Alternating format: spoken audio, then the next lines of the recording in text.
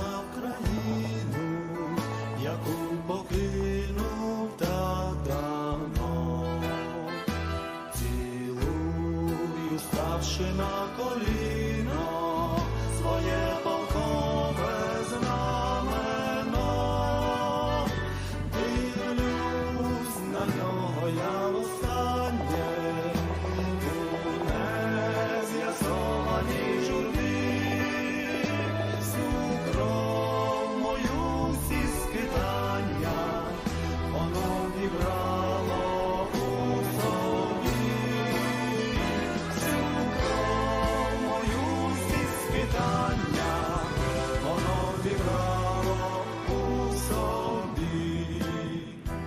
Відвагу нашу, наші волі, загиблих друзів імена. Читаю на шовковім полі я полкового знамена. Дивлюсь на нього я востаннє, у нез'ясованій журбі. Всю кров мою, всі скитання, воно вібрало у собі. Всю кров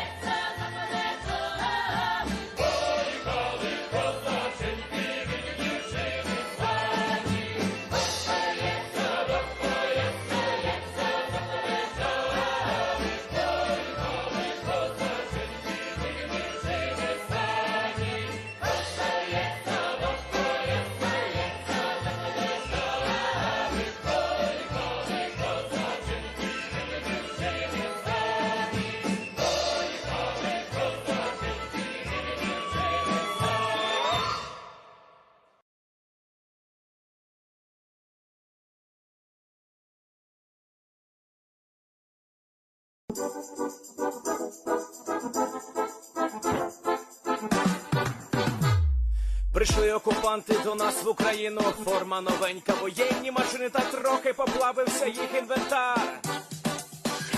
Байрактар,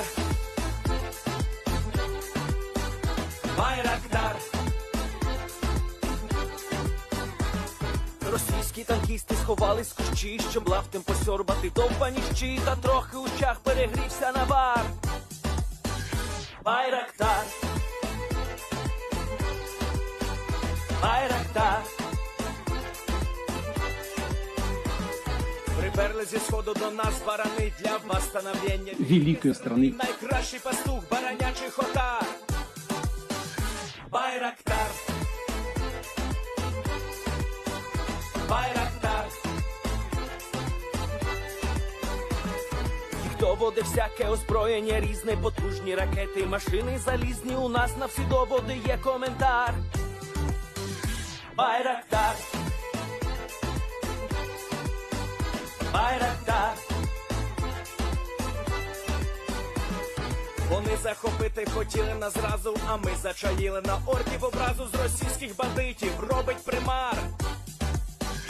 Байрактар, Байрактар. Російська поліція справи заводить, там пивцю рашистів ніяк не знаходить, хто винен, що в нашому полі глухар. Байрактар,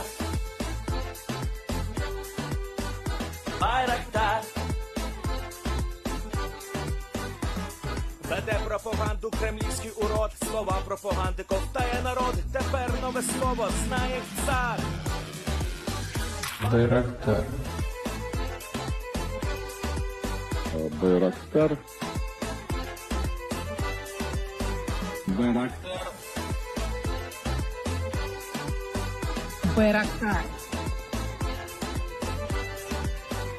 Байрактар.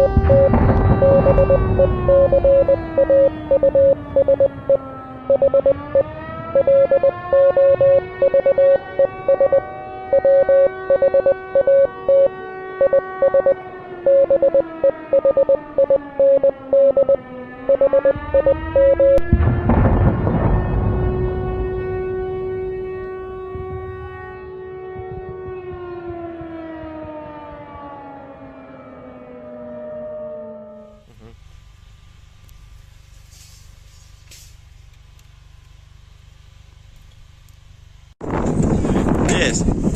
The Leaf Street Army sends its regards.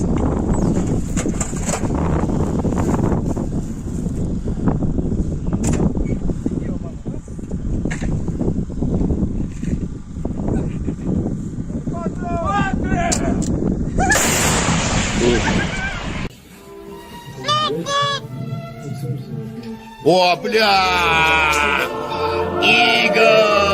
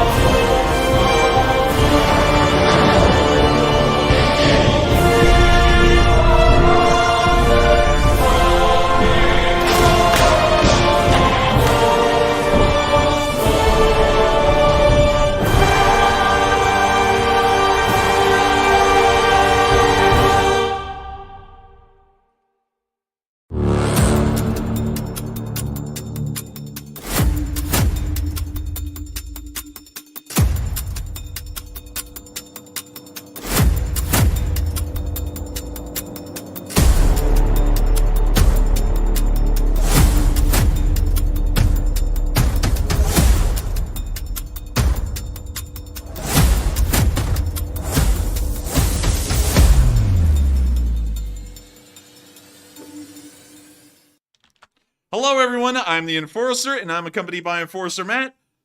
And good evening, folks. It's Enforcer Matt, and welcome back to day 364 of the news, and it's good to see you all once again. And of course, we're going to be covering the past 24 hours of the news of the war in Ukraine, and as many of y'all can tell, we have reached the maroon day of the week.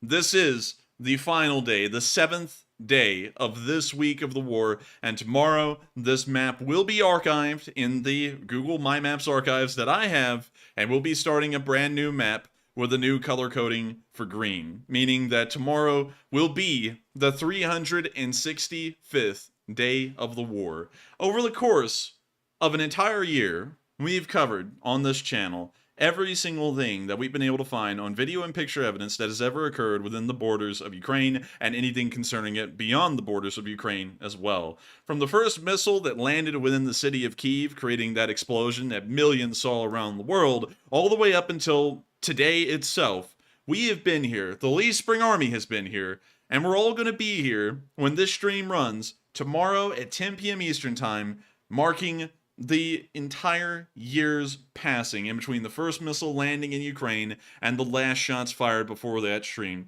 The day after that, which is Friday at 10 p.m. Eastern Time, we'll be running our 1-year anniversary stream. This is more so a celebration of an entire year passing, so it won't land directly on day 365, it'll be the day after on day 366. But nonetheless, 3 days of a special military operation is now passing the entire 1-year mark, and I can't believe that we're on the eve of this war. And speaking of the eve of it, there is a lot to talk about tonight. In fact, it appears that the Ukrainians are starting to use some secret weapons that we have not been able to hear about and we haven't heard about publicly, but it appears that there's now proof that they're using them against the Russian-occupied areas in Ukraine and even further beyond. But before we get to all of that, and before we get to the big news tonight, I have to bring y'all to Russia, because Russia is trying to hype up the propaganda machine, because that 3-day special military operation has now gone on an entire 100 times longer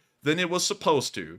And right now, the Russian government has put up another rally, much like they did last year at the exact same time before the war started, to try and rally up the public again and make them think that this war is worthwhile. And so let me take y'all to the Russian Z concert. And let me show y'all some of what happened here. These are some translated fragments. This isn't the entire rally, but I thought I would show this to y'all because this is what the Russian government once again is peddling to the public, and I've got to show it to y'all because if anyone is going to show it, it has to be us. So, without further ado, here's the video. And we're going to turn it down a little bit. Okay, so real quick, I'm actually not going to interrupt this guy. There are subtitles down here, and you got to listen to the cheap singing because it sounds like some early 90s rap. So here we go.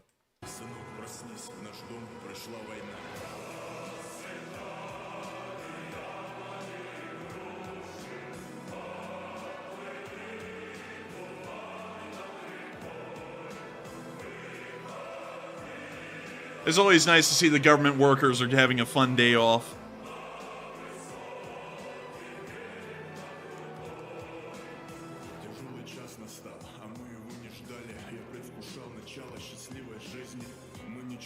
Hell no. Hell no. Oh, this is so cheap.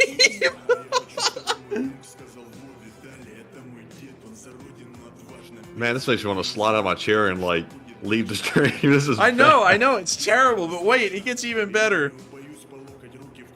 Oh, look at this. Look at this. Everyone's always talking about, you know, the pro-Russian shills are always talking about, the Russians are not bloodthirsty. The literal lyric in this song is, I'm not afraid to mar my arms in blood up to my elbows. With whose blood? The military or just people in general?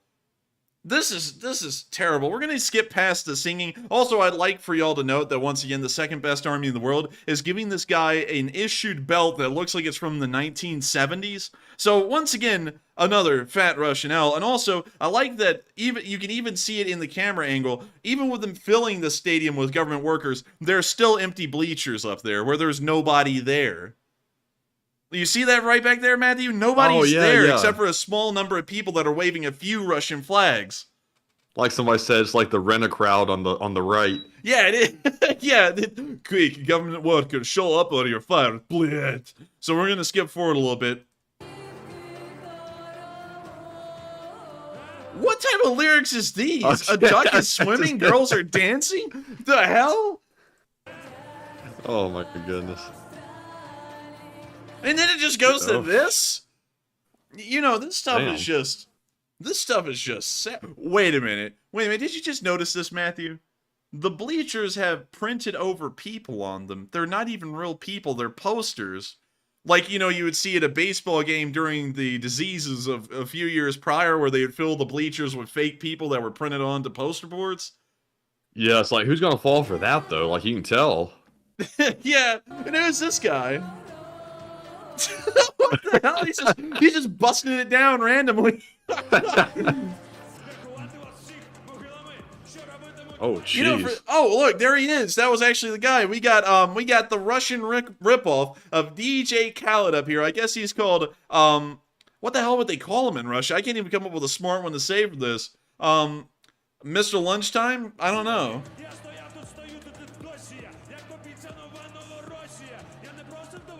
You know, for them to hate the West so much, it's really interesting here that they keep on singing rap, which is created in the West, and specifically here in America. You know, if they weren't into the Western culture, why are they doing so many Western things? Anyways, exactly. We're gonna have to move on from this. I thought I'd just show y'all some snippets. Here's the stadium. Also notice once again, the stadium floor is fairly empty, and when you look up higher in the bleachers, you can see a decent amount of them are actually empty. So they're packing them in and getting the camera angles right to make it look like they were able to get even enough government workers in here for the show, but of course they didn't. But before we move on, I have to show y'all the big man himself, because you know he had to arrive. So let's see what the hell he said to everyone out here on this terrible day.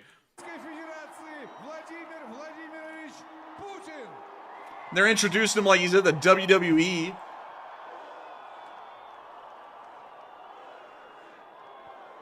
I'm an absolute legend. I'm going to get you all killed in a week.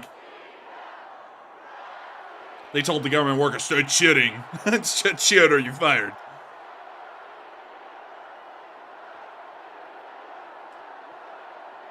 Let's skip forward a little bit. Dear friends. What the hell? Встречаемся с вами в преддверии Дня защитника Отечества. В этом словосочетании, в этих словах есть что-то мощное, огромное, я бы сказал, мистическое и святое. Mystical and holy. What the hell? Is it delusional? Изветных молитв начинается со слов «Отче наш», «Отче», «Отец». И в этом есть что-то очень близкое каждому человеку. Мы ведь говорим тоже и Родина-Мать. Речь идет о семье. Речь идет о чем-то огромном, мощном. Oh no. И в то же время близком сердцу каждого человека. Это и Родина, это и семья. Look at this guy over here with the absolute bread-eating face. he's just sitting there. That mouth is so wide, Matthew, that he could swallow all the river in the all the water in the Mississippi River, and he still. I believe it. Yeah, I believe it, man. Like, this guy is not buying any of this. Also, what a terrible uniform. That uniform just looks like trash.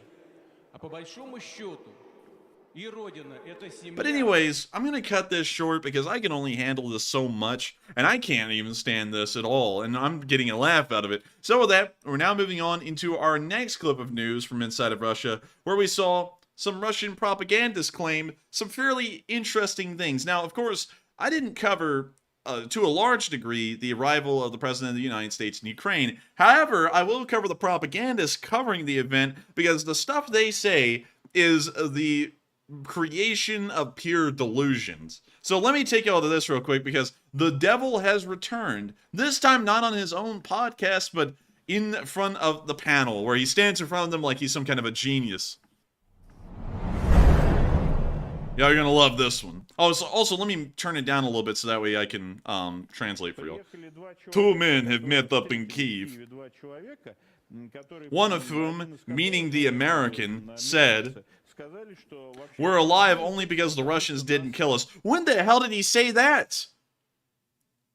When the hell would anyone in America say that? The Russians are alive because we allow them to live. That's the reality of the situation. If anyone has the ability to stomp the other, you're telling, like, the Russians believe, Matthew, that their $1 trillion dollar store country can go up against the United States or the West at all. This is outrageous, but it gets better.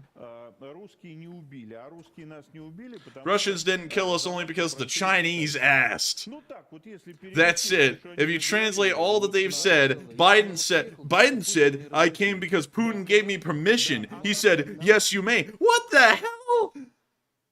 These guys have lost it. What? He's trying to say that Putin told him he could come there? Yeah, he said the president of the United States asked Putin if he could go to Ukraine, and Putin, being the gracious father of the world he is, the absolute runner of everything, said you can. What? That doesn't make any sense. Why would Putin tell, like, the supposed devil of the Russian people at this point to go ahead and go to Ukraine? That doesn't make any sense. Yeah, what the hell? Okay, we're going to keep letting it roll. But it gets better. In my view, this is another spit in our direction. We're waging a military operation, and someone from the most hostile nation, the organizer of an anti-Russian coalition, is riding all over primordial Russian lands, having first asked for our permission, asking for our permission. You may interpret it differently. How else would you interpret it? They said it. No, they say that they've informed Moscow in order to avoid conflict. So they warned, do not make any sudden moves. Whom did they warn? Okay, I'm going to have to stop this right here. I just thought I'd show y'all that clip, because I find it hilarious that the Russians are such a delusional country that they would have people go on TV and say crap like that. Like, when in the world have we ever asked the Russians to do anything? You know, like what? You know what really happened? Putin called the United States to ask if he could test his nuclear missile. That's what really happened, and then it failed and exploded on him. You know what the Russians really asked? Well, you know what we really asked the Russians? Hey, you mind if we screw you guys over by giving the Ukrainians anything they want? That's what we asked them, and then Putin said no, and we said, oh well, it's already on its way. Deal with it or something. What an idiot! These shows in Russia are purely idiotic. I don't even understand where they come from with this stupid stuff, and I can't believe Russians would truly believe that the United States, with a country with a GDP of 21 trillion, outnumbers them 3-to-1 in population. Our economy is not even in comparison to the Russians. It's way above the Russians in any regard. They're going to sit there and act like we asked the Russians to do things. That is stupid. I've never heard anything like it. So we're going to move on from that clip too, because I can only take Russian propagandist stuff now in smaller doses. But man, how stupid. Speaking of which, the Russian rally that happened today, we could see exactly what happened afterwards, because, let me show you all this. After they all started leaving the stadium, look where all those waving Russian flags went, right by the trash bin on the floor, because this is only a show for the public. Then you see the You tell me that the Patriots went on to take home their precious flag? No. You see, they love Russia. They love Russia. Slava Russia. And then they sit there and they drop off their flags at the trash can as they're leaving because they just love the flag of their country so much. I believe that they're true patriots because they really know where the flag of Russia belongs. Just like the rest of their country, it's in a garbage can. So, hey, I mean, I guess they're not that wrong, but still, it kind of shows you how fake that really was. And once again, we went over this last year when these things started to occur. These are government workers working in government positions, and they were told to either show up to this rally today, and if they didn't show up, they were going to be fired from their jobs. And that's why they're there. If it wasn't for that, none of them would have even showed up. No one probably would have showed up to this at all. So with that, we're now moving on from that as well, and on to our last bit of Moscow, where we saw a number of burning buildings. Now, these are the statistics. These are the statistics of every single building that is caught on fire and burned inside of Russia over each and every month since the start of the war and just a little bit before. And we can see in January we have a little bit of a base level to work off of out of all of the buildings that burned in Russia and what seems to be fairly normal. So keep January as kind of a basis for the rest of these. So as soon as the war started in February, we saw a little bit of a spike with less oil refineries burning, but a little bit of everything else burning instead. We also saw for the first time military plants make it onto the list sometime around August and October, but we don't really see them much beyond that except for December. But notice that as the war keeps going, more buildings are catching on fire and burning in Russia. And there's only one thing that we can contribute this to, which is sabotage and partisan activity. Based off of the numbers, because you can see at the beginning, only about 20 buildings in all of Russia burned over the course of the month of January. But now that we're entering the month of December, and we haven't even gotten the figures for January and February, they were reaching well over 60 buildings burned in a month. That means that that is a 300% increase based off of where they were. Well, actually, I think it is a 300%. Nope. You know what? I'm going to say this 3 times more than what they had in January because, you know, I'm not that good at math, but it's 3 times more than what they had in January, and that shows that there is definitely a large amount of partisan activity occurring behind the lines, at least based off of these figures. So with that, we're now going to be moving on out of Russia, but before we do, we have to drop off at a small, nice little spot right near the Ukrainian border because right outside of Kharkiv, on the other side of the border near Belgorod, something happened overnight. Something exploded, just straight up combusted, and it was an ammunition depot. This thing was striked and blown up, and then they deleted the post. So I can't show it to y'all, but it was there. Trust me, bro, it was there.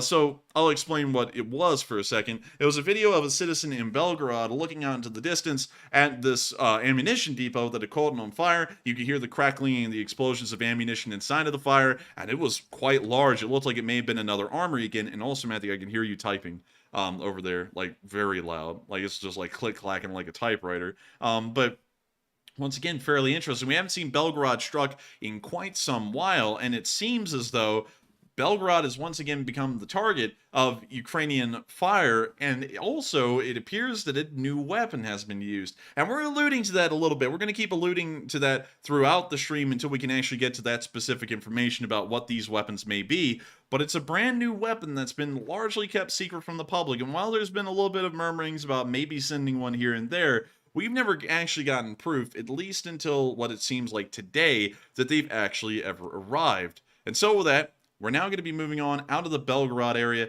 and on into the northern border of Belarus.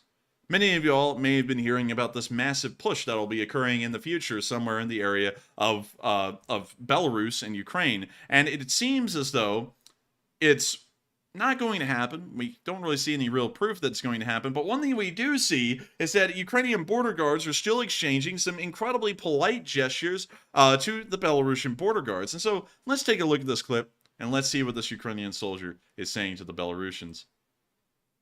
So first off, I have to admit, the guy is dripped out with a little skull mask on. That's pretty cool looking. So now, let's see what he does. You stupid little a-hole. If you. He starts holding up middle fingers. He's like, if you, man. If you. He holds him a little bit higher. He's like, yeah, you. I'd cut you. He does a little throat cut thing. And then he throws up some middle fingers again. But I like how he did it, man. Because he's just saying there, like, to anyone watching, to whom it may concern, if you.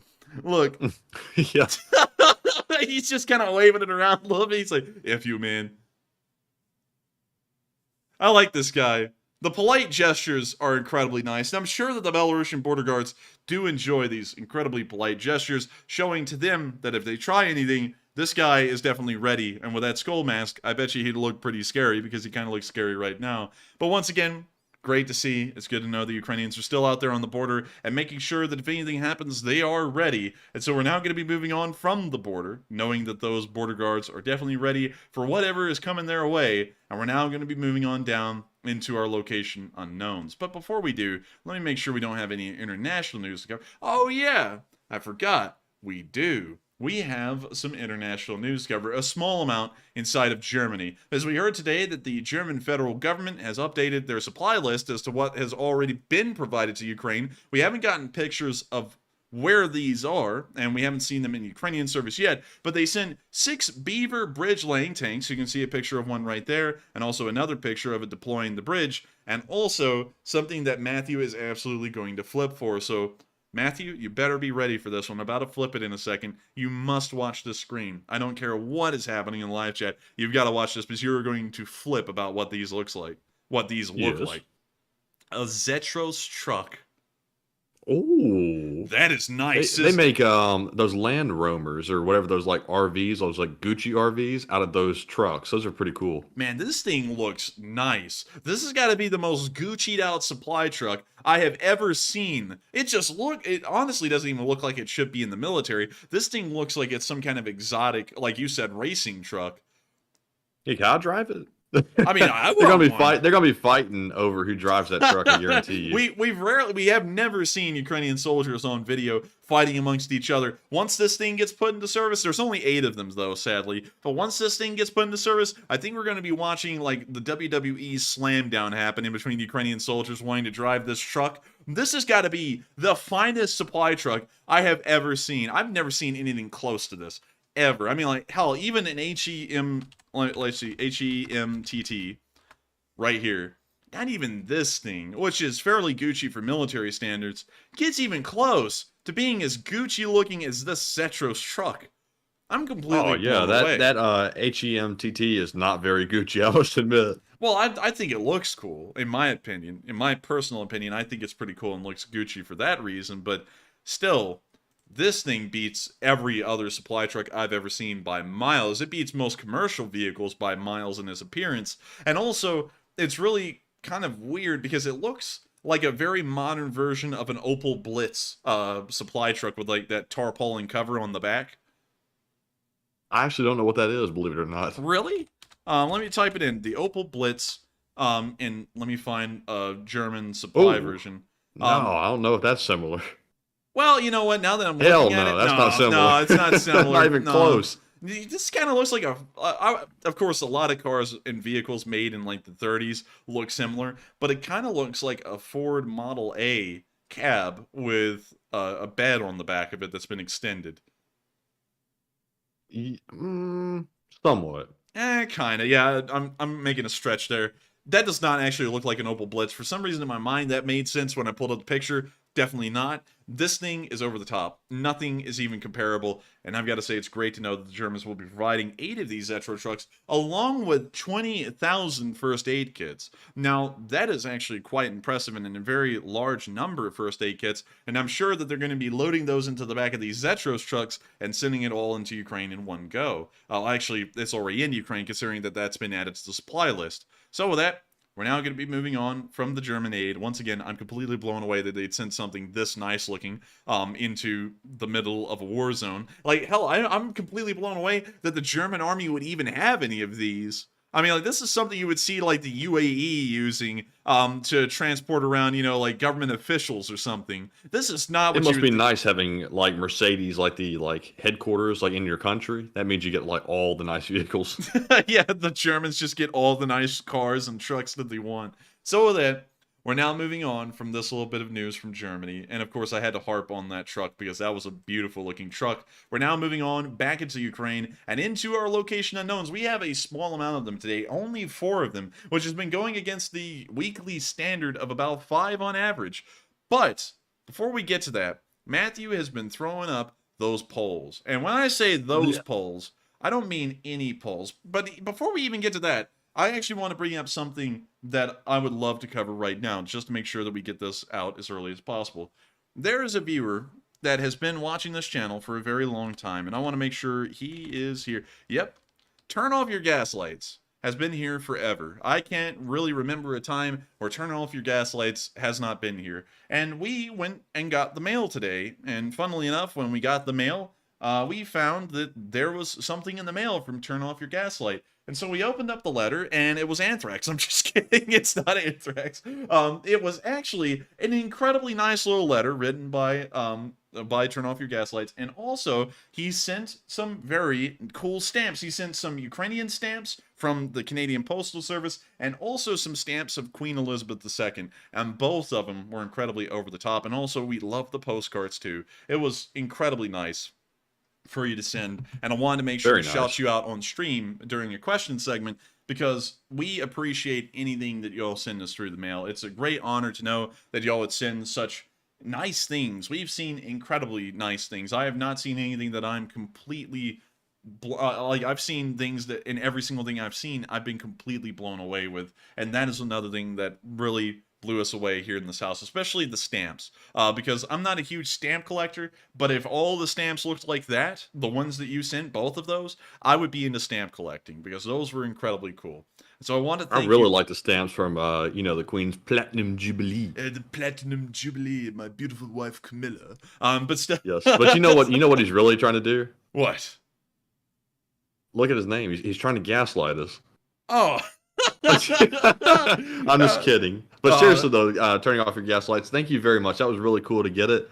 I think we've gotten what, 5 or 6 things out of the PO box thus far. We have. It's been cool to get them every single time. And all of them have been so neat and so special. We've gotten a really cool patch. We actually got a patch from the first division, also known as the Bloody First or the Big Red one. I'm going to make sure that we make that viewer as anonymous as possible, but I still thank you so much for that. We've gotten the little stamps from Turn Off Your Gaslights. We've gotten that Zelensky portrait made out of the bead things from Keith Does Things. We've gotten the LSA ammo boxes from Jay Bagwell, and a couple of other things too. And it's been incredible. It's been great. And I also want to give a shout out to some soldiers that I know are also watching the stream tonight, because joining all of us around the world, and a lot of y'all are in every corner of the world: India, Japan, Norway, Germany, the United Kingdom, Canada, Australia, New Zealand, the United States. Out of all of y'all, we actually have soldiers from Ukraine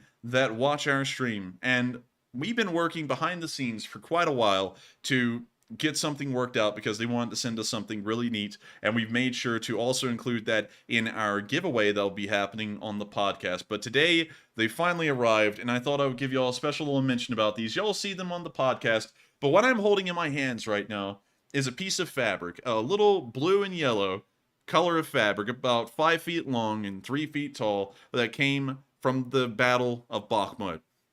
This flag was signed by soldiers of the 231st Battalion, and we actually have 2 of them. We have the battle flag of their unit, which will be the one that's given away on the stream, and we also have the state flag of Ukraine that they also signed off on as well. And I have to say, that is the kindest thing that we've ever gotten from any Ukrainian soldier, for that matter, and we want to thank the 231st Battalion for sending this to us. It was incredibly kind of them, and we're going to make sure that y'all can get in on it as well. But Matthew and me were completely blown away by this today, and what was the craziest thing about it is that we actually got a little bit of a glimpse as to what the battlefield smells like, oddly enough, because when I opened up the package and pulled these flags out, these flags were actually packed on the front lines. We actually have a video from the soldier we've been talking to where it was inside one of their bunkers in a trench, and they were signing off on the flag inside of that bunker.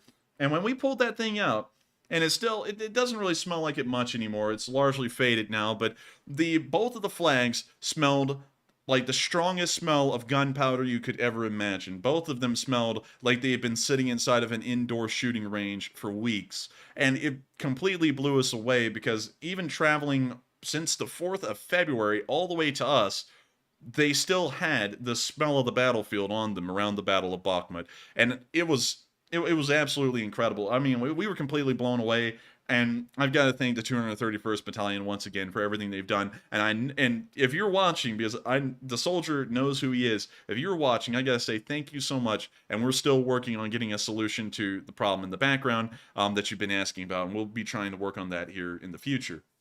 But once again, thank you to all of our fans that have sent us incredibly cool stuff through the mail, and the 231st Battalion as well. And so with that, now that we've gotten all of that out of the way, it's time for us to cover the polls. But I wanted to make sure to give a huge shout out to those incredible fighting soldiers who are still out there fighting on the battlefield, and were kind enough to send us these battle flags. And actually, as far as I know, there are only, according to my count, 3 flags of this kind in the entire country. One was brought by Zelensky and handed over to Congress, and the other 2 are here with me right now on this desk. I don't know of any other flags out there like these. There probably is some out there in the rest of the United States that we've just never seen or never counted.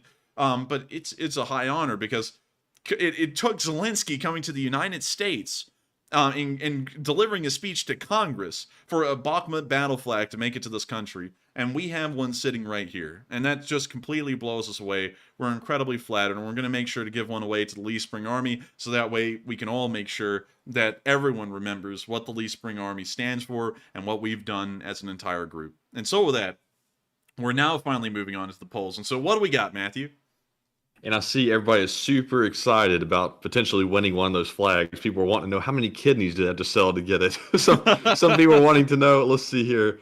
Someone said, let's see where that question goes. Somebody wants to know if they can see him real quick. Sadly, not. We don't have a camera hooked up to the system. We have it hooked up to our podcast setup right now.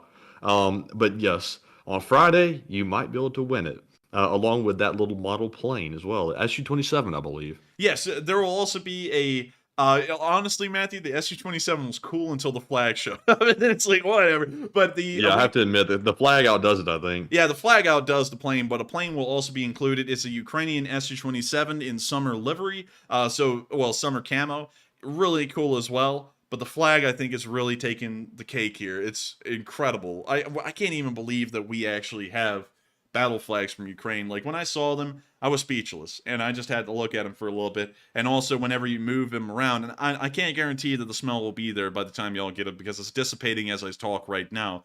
But these things, and Matthew could even smell it standing like 2 or 3 feet away. It was strong. It was like distinct, like you'll never forget the smell. It smelled just like a battlefield. It's crazy. It smelled of the rawest gunpowder. That smell could have come from anywhere, like the Battle of Verdun, the Battle of the Somme, the Meuse-Argonne, Bastogne. It could have come from the beaches of Normandy, and that smell was on that flag. And of course, it's really just a smell of gunpowder, but it's unbelievable to think that it actually came from a battlefield, and you could still smell the remnants of that battlefield on those flags, as strong as it was, weeks after they had been mailed. So with that, we're now moving on into the polls. Finally, we got to get to those polls.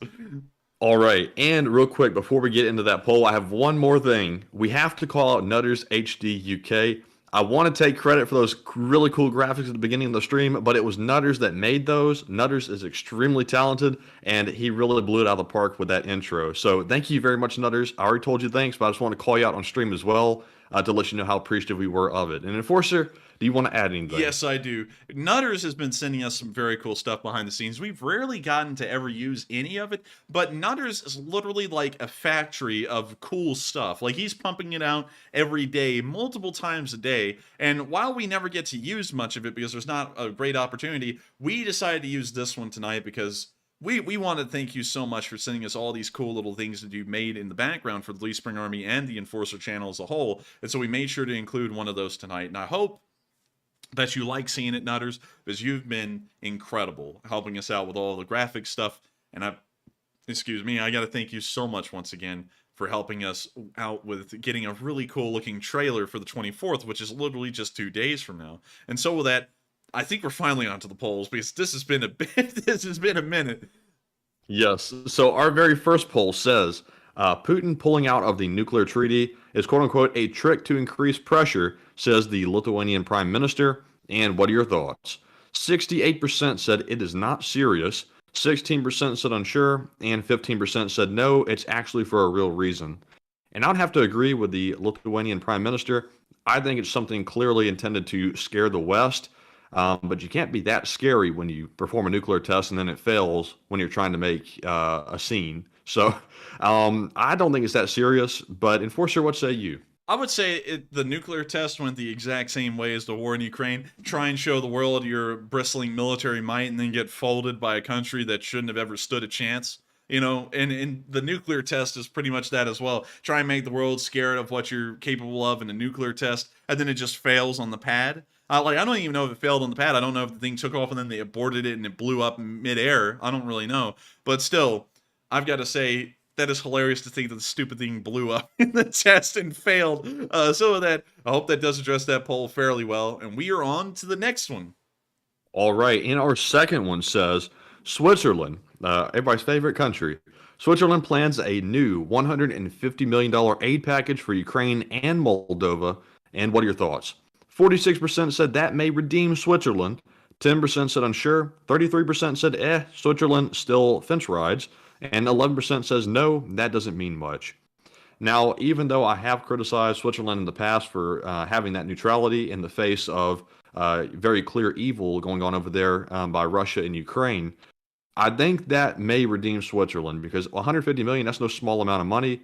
And the fact they're doing anything at all when they could possibly not do a thing, is something positive in my mind. But Enforcer, what say you? I would say that's really good for them, especially considering that they're still maintaining their neutrality and they're sending an aid package to Ukraine. That does mean one thing, though. All of the aid they're sending is not military whatsoever. It's probably like blankets, chocolate, some food, first Oh aid yeah, kits, yeah. surgical stuff. But still, that's great to hear because they're maintaining their neutrality, but they're also supporting Ukraine. And so I think that's great, especially from a Swiss perspective. They're doing a lot for what they're legally capable of doing according to their constitution. So I'm not, of course, I don't dog on the Swiss. I give them a lot of leeway with this because they're a very rare exception to the rule around the world because they are a inherently neutral country. It's really good to hear that they're doing something like this, and hopefully they continue to give humanitarian support like that and continue to help out the Ukrainians and the Moldovans. And also, Mad Dog said 150 million for Switzerland is nothing, and I would kind of disagree because we look at the GDP of Switzerland.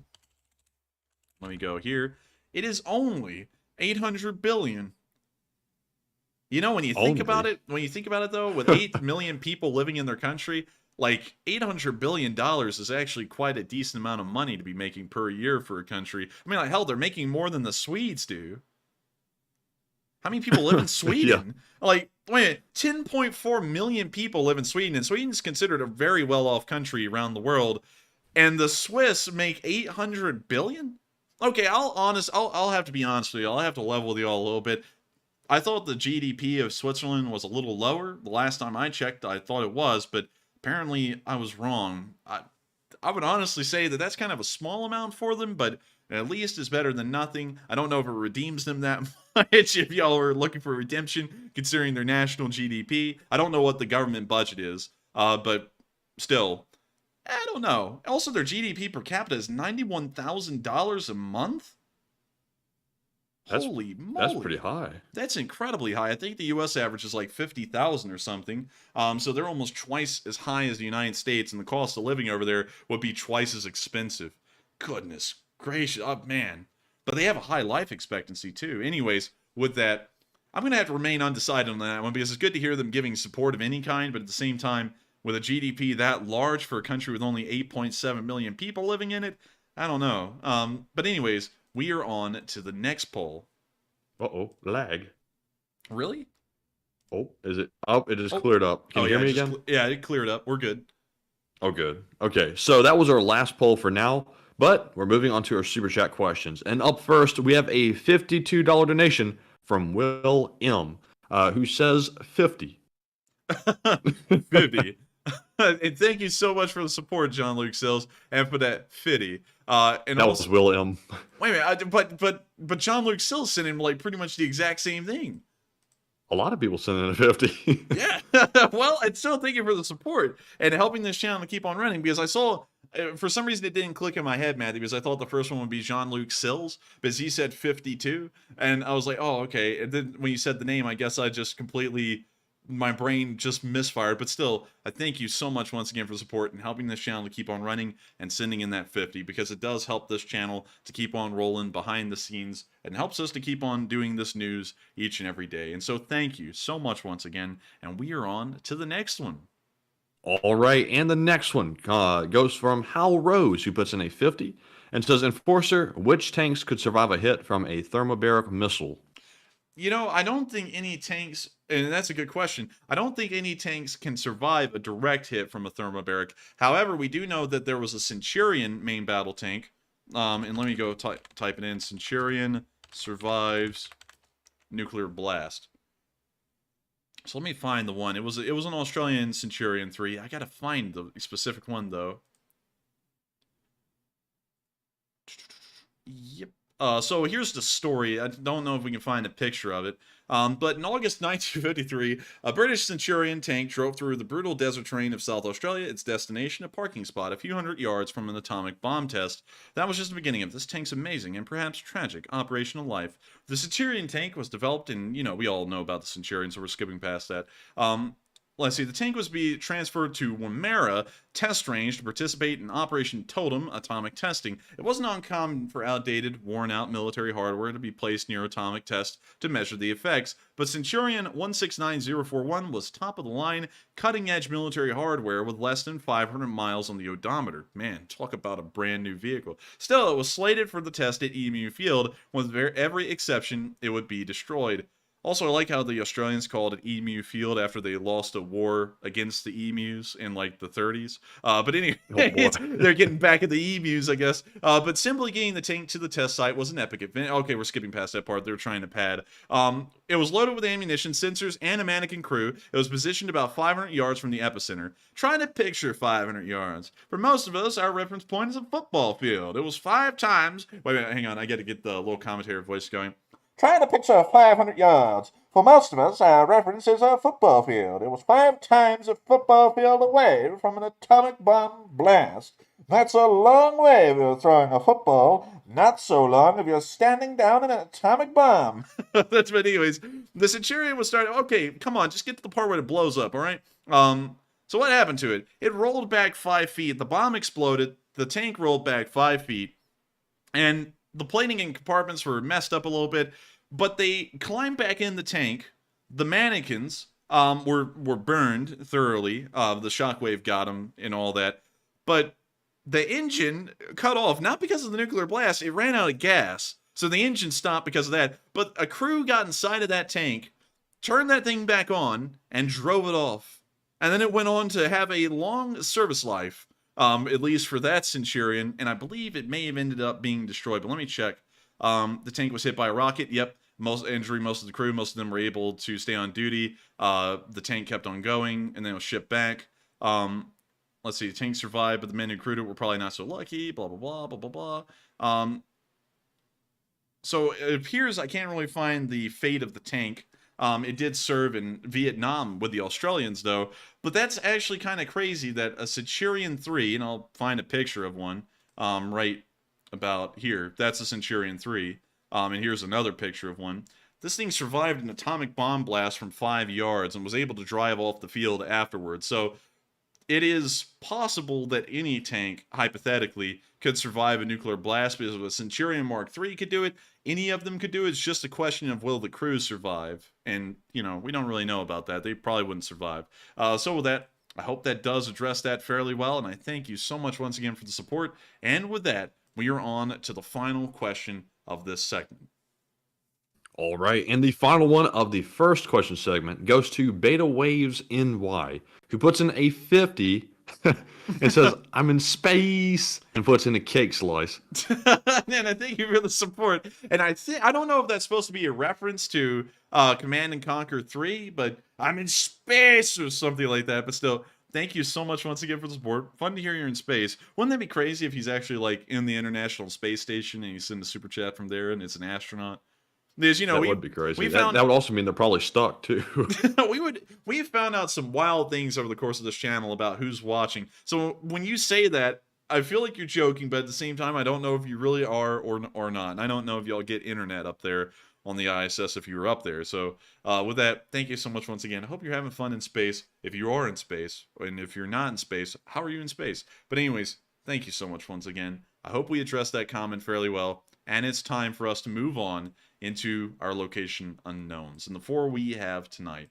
So starting off with our first clip, we saw that the Russians got a really lucky shot off on a drone. We don't see clips like this often. In fact, we don't really see clips like this at all from the Russians, but it appears that after this drone dropped its VOG-17, a Russian bullet was able to find one of the propellers, striking it and sending the drone into a spiral. Here's the video. We can see the drone flying over the tree line.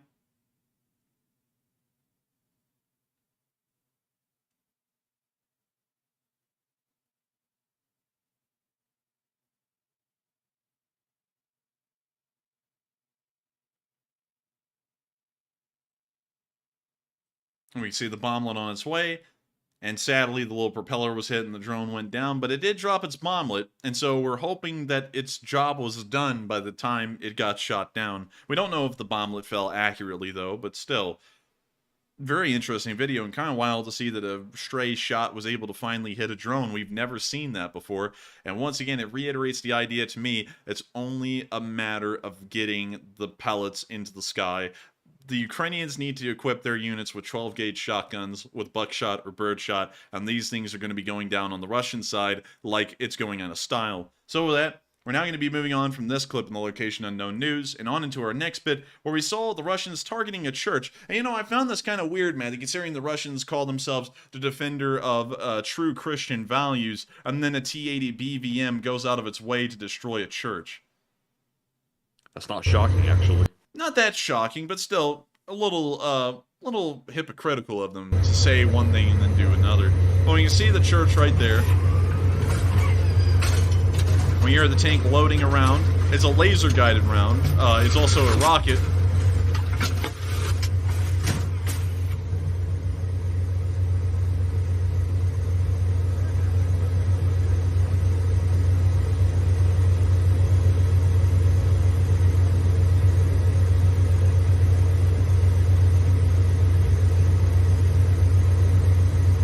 You see them aiming at the building. We haven't seen them fire yet.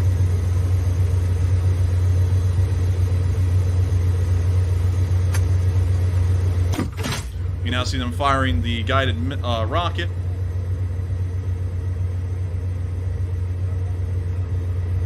See the rocket up there. It hits the bell tower here in a second.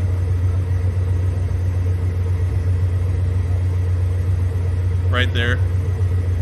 Heavily damaging the bell tower.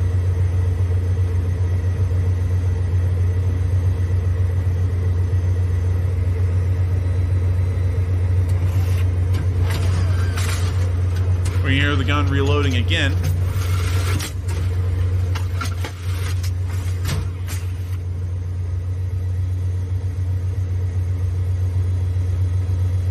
See the gun. We can see the tank sitting there, still looking at the church.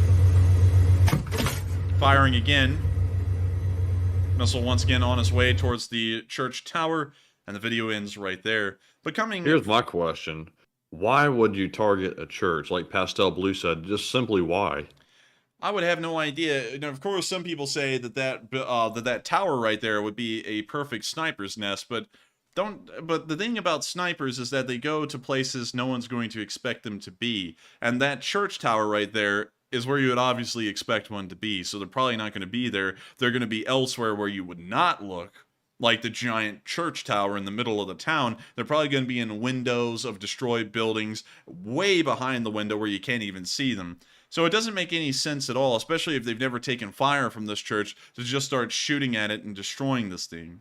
And I think it really shows something. The Russians aren't there. The Russians aren't here, like they always love to claim, to protect any kind of Christian values like they say they are, or to restore anything. They're just here to conquer the place for their strategic purposes. They don't really care about the church. And from what we know, the Russian Orthodox Church, or the Eastern Orthodox Church of the Russian Patriarchy, is only a political instrument of Putin and doesn't really serve any extra purpose beyond that. And so there is none of these things that the Russians talk about in their propaganda mean anything to them. It's all just another tool and another way to control their population and hopefully try and exert control over other people. And so seeing a Ukrainian Orthodox church or any other church in general is nothing more than a danger to their own power, and they're going to go out of their way to have these things destroyed or defaced in the process of this war.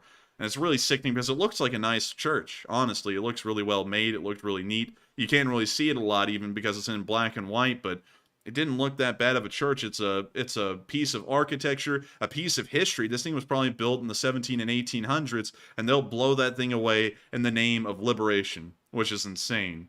And so with that, we're now going to be moving on from that video of that T-80B VM firing at that church, and on to the next one, and this is a little bit of an unfortunate bit of Location Unknown news. Many of y'all may have remembered the soldiers of the Azovstal that defended Mariupol so bravely for the first 80-something days of the war, finally surrendering on the 87th day. One of those was the commander of the 1st Azov, and we actually have a picture of him when he was surrendering, and when he came back. This picture was taken on the 20th of May in 2022 at the Azovstal. You can see him right there, and you can see him when he came back on the 28th of let's see, the 8th month, that would be September, I believe, in 2022. And you can see that he, over the course of just a few months, had been starved to death, practically. He does not look at all as full of a body that he had before, and that's a clear sign of starvation. And also, he looks broken. Like his facial expression looks like he's been broken. And just today, he died of cardiac arrest, most likely because of the starvation that he endured while in Russian captivity. And I think that's sickening, because it's one thing to sit there and be a sadist on the battlefield, which is sickening. It is despicable to sit there and be doing something like this to an unarmed prisoner of war. That is another level. And I can't believe that they did this to this guy, and it's unfortunate to hear that a commander that we actually covered before on this channel has died from cardiac arrest. And it's really sad to see the before and after picture of him before he was in Russian captivity and after he was in Russian captivity. And so with that, we're now going to be moving on. It's really sick. Like, I don't even have any words for it. It's just, it's unfathomable what Russia does. And I think the Russians should pay for it, in all honesty. And so with that, we're now going to be moving on into our next bit of Location Unknown news, where we can see that the Russians have paid a small penance towards what they've done to that one commander. And we can see that the casualty report came out for today. 620 Russian soldiers were killed over the past 24 hours. 7 armored personnel carriers were destroyed. 2 supply trucks were also destroyed, along with 8 tanks, 7 artillery systems, and 3 drones. We didn't see any other equipment groups being destroyed today, but it's good to know that the Ukrainians are always avenging any loss that they endure by knocking out hundreds of Russians killed and another couple of hundred wounded each and every day. And so with that, that's the end of this little bit of news here. Once again, the last bit that we covered is incredibly aggravating to me, and the reason why I largely encourage Russian soldiers to get obliterated on the field and egg it on, because they do that stuff to people that are unarmed. They violate women behind the lines. They violate men if they can, too. They sit there and loot, they steal. We've never seen anything good come out of the Russian army since the beginning of this war. And for all we care, the entire Russian army is full of war criminals and rapists, from what we've been able to see. And so it's good to know that another 620 of them will be 6 feet under, and they'll be having their homecoming wherever they came from, Vladivostok or Moscow, for all we care. We're now going to be moving on from the Location Unknowns and on into the frontline news, where we have seen a little bit of activity, and specifically in the Northeast a little bit in some extra degrees. So starting off on the 21st and moving to the 22nd, there has been no frontline movements. However, we have seen a pickup of action that has been directly marked around the area of Svatove, starting off with a clip a little further north where we saw Mr. S get damaged by a direct strike. So we're going to be moving to Twitter to watch this clip.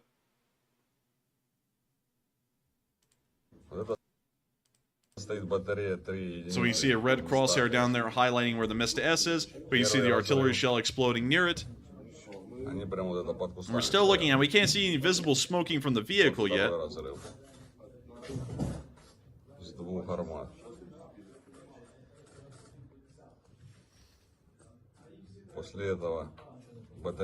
We see one of the Mistas trudging forward out of the tree line, now understanding that it's under artillery fire and his time is most likely short, and a shell exploded directly on top of the Mista. It's come to a stop, but is slowly starting to stagger forward again, and it appears that it's now trying to race out of the area because it just took a direct hit.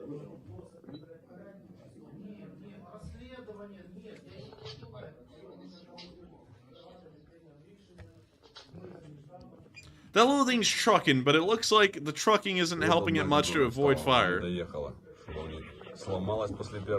We now see a second one up here and another one down here in this field trying to move away.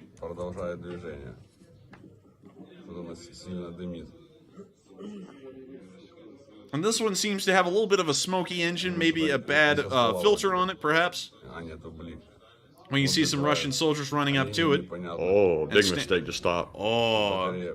But bled, I'm not getting paid to do this job, bled. But with that, that's the end of that clip. And it's really nice to see that they were able to get a direct hit on a Mista and damage it. And it looks like this one's running for the hills. We're now moving on south of Svatove. On the front line. In between Svatove and Kremenna is the only description we got for this clip, but we saw some Ukrainian forces at work on the guns. Actually, sorry, correction, this is actually a Russian clip. Where you see that they've whipped out an S-60, and we've seen the Russians and the Ukrainians use the S-60, but it always seems so weird, you know, coming from the second best military on Earth, that they would be using a weapon from the late 50s. I thought they had T-14 Armadas and stuff like that. Why the hell are they using something from the late 50s is beyond me, because they're supposed to be the best of the best, but let's watch the video. Огонь. Заряжать.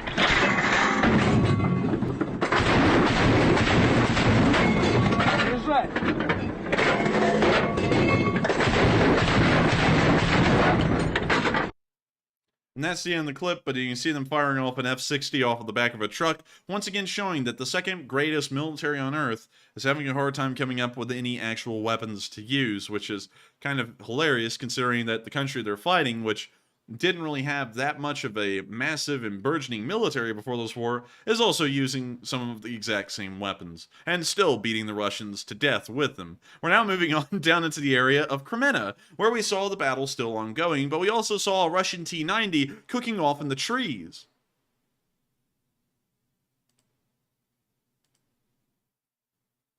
Is the video loading? Oh? You can see the T-90 burning out there already. Let me refresh this page and see if it refreshes well. I mean, okay, here we go. So there's the T-90 burning in the distance. Oh, that thing's cooking. Твою смелого T-90 is cooking, блядь. It's good stuff. И цей горить. Все нормально.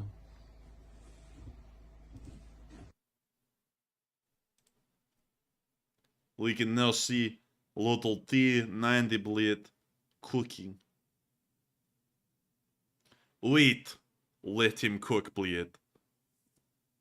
We can see another one right there.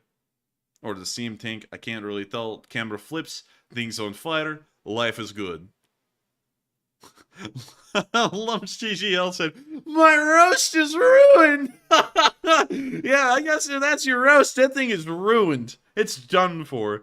But hey, the Russian soldiers, at least they're cooked extra crispy if y'all like y'all's well done. Well, extra well done. In fact, I don't even think that's well done. I think that's congratulations at that point. But anyways, we're now moving on from the clip from Crimea. We haven't seen any advances in the battle, but it is good to know that the Ukrainians struck an incredibly rare T-90 that the Russians are using quite foolishly once again. And now it's time to move down into the area of Bakhmut.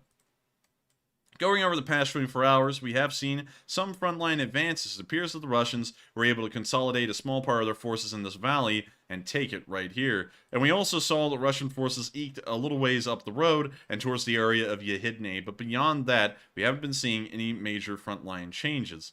So, starting off our clips in this area, we actually saw Madyar explaining how his unit operates and what they do. And so, we're going to be turning down the audio on this a little bit, so that way I can read off the translations, and so that way our viewers who are not watching the screen can also hear what's going on. So we can see his unit in operation here. We didn't have a single military person in the unit until February 2022, or a professional pilot at all. A day has come when adjustment was needed, and we did 50 flights per day. Each member, after a week here, could become an instructor. The vast majority of Madyar's birds pilots have over 1,000 flights done. My job today is doing analytics for Madyar's birds. The lads will film 1 terabyte of flight footage per day. For me, this is not interesting in the online mode, but in the evening when I get 4K quality footage, I stare at the huge screen and I set the speed to ×3 and watch the whole terabyte until 4 to 5 a.m. By 6 a.m., I organize tasks for them. I send maps and pilots contacts to everyone interested in those and other sectors. I give accents, I have information, and I see what pilots don't see. Pilots found an ammunition cache which was in a difficult position to be reached. It needed to be destroyed. Immediately, a kamikaze crew mobilizes to strike it. I realize the artillery won't reach it. I know every meter. I know artillery won't hit it. But artillery saw exactly what I saw and said they'll strike. so we can see the drone. Carry the USB on the chest and return to the base. Sounds nice. But the strike was not by us, right? Artillery did, after all. Look at the competition. While our guys were driving, the artillery already hit it. The target was found by our lads? Yes, and the info was transferred where it was necessary. It's like a taxi. Whoever gets the orders first completes it. Our rapid response crew didn't have time to accept the order.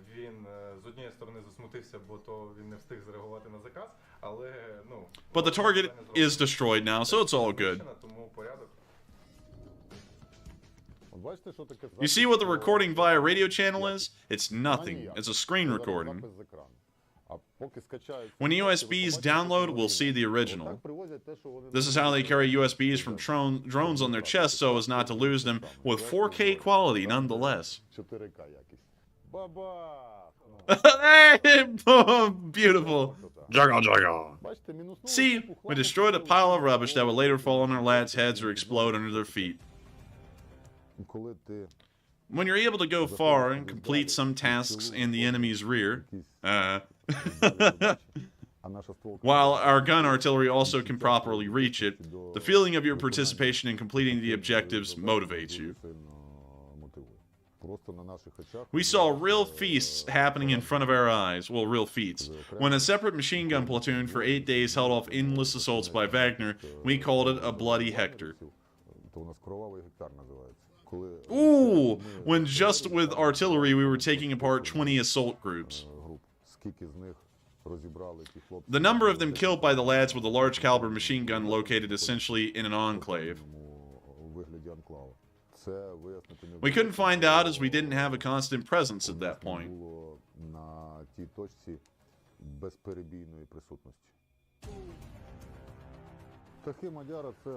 Magyar's birds are different, but awesome lads, who, untied with one idea, well, united with one idea, we came to the war voluntarily. We'd like to maximize the positive efficiency of our actions. We want satisfaction, and we are here until victory.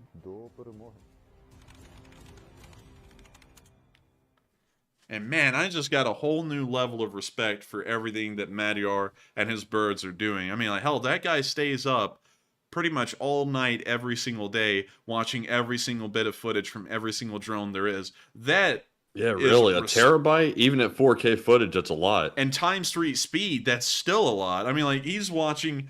I mean, this guy's got to have eyes in the back of his head or something to be able to pull this stuff off. And his unit's been out there doing incredible work. And I wanted to show you all this today because it really goes into detail about what Magyar and Magyar's birds are doing. And also, funnily enough, the battle flags that were sent to us, the guy that sent those battle flags, his commander is actually Magyar, funnily enough. So he's actually talked to before. I thought that was pretty cool. And also, I noticed, I don't know what Magyar's actual rank is because they said they were all voluntary and it wasn't a real... like an official military unit until February.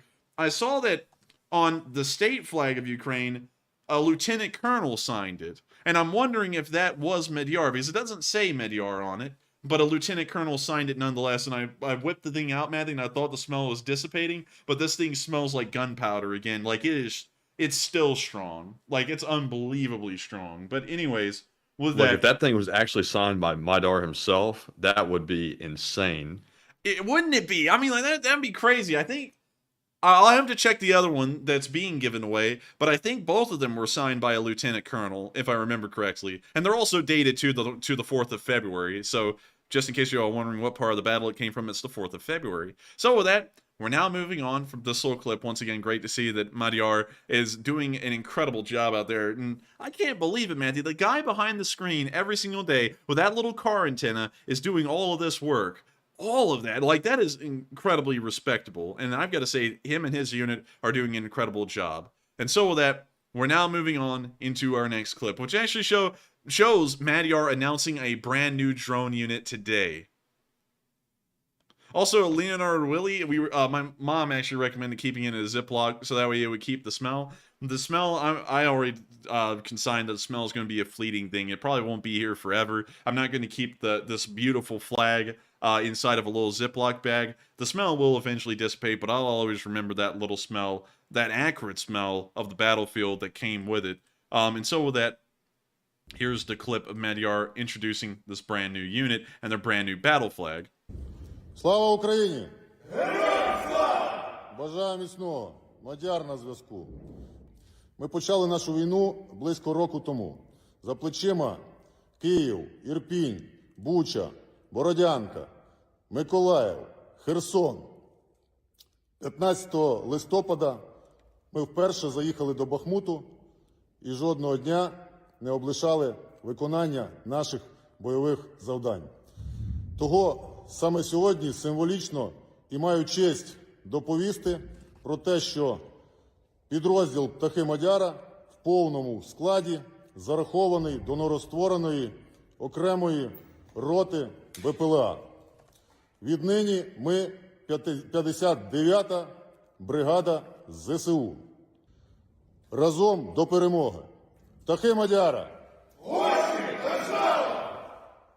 They seem motivated. If anything, they seem really motivated to be a part of this brand new unit, and it's great to see that Magyar is mobilizing an entirely brand new drone unit to help out with the actions around the front line. Hopefully, Magyar and his boys can beat the artillerists to the tasks and make sure to wipe them out first. But that was actually pretty funny to hear, Matthew, that the Ukrainian military and their units are in a race to destroy anything they find. The artillery and Magyar are directly fighting against each other to see who can get what. But that is the kind of competition you want to hear about, because you know things are getting done if everyone's trying to rush to get a Russian.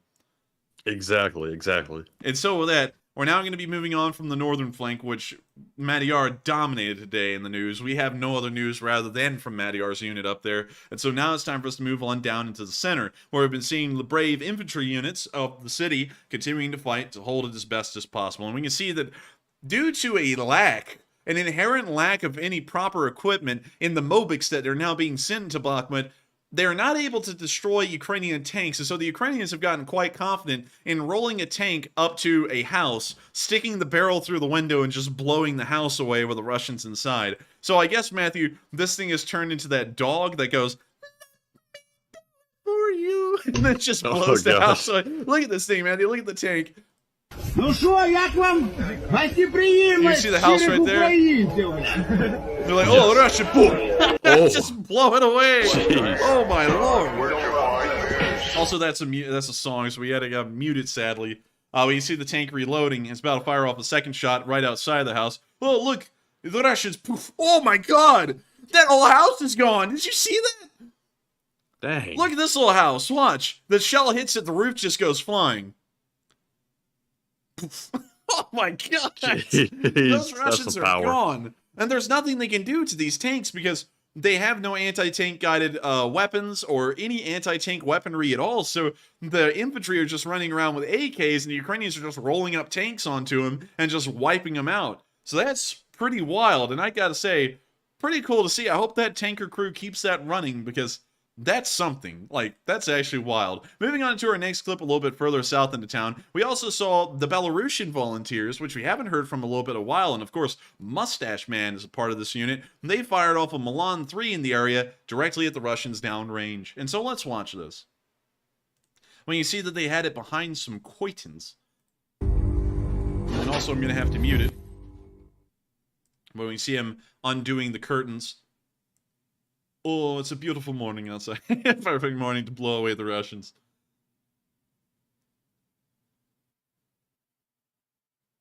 And it looks like he's trying to bust out the window right there.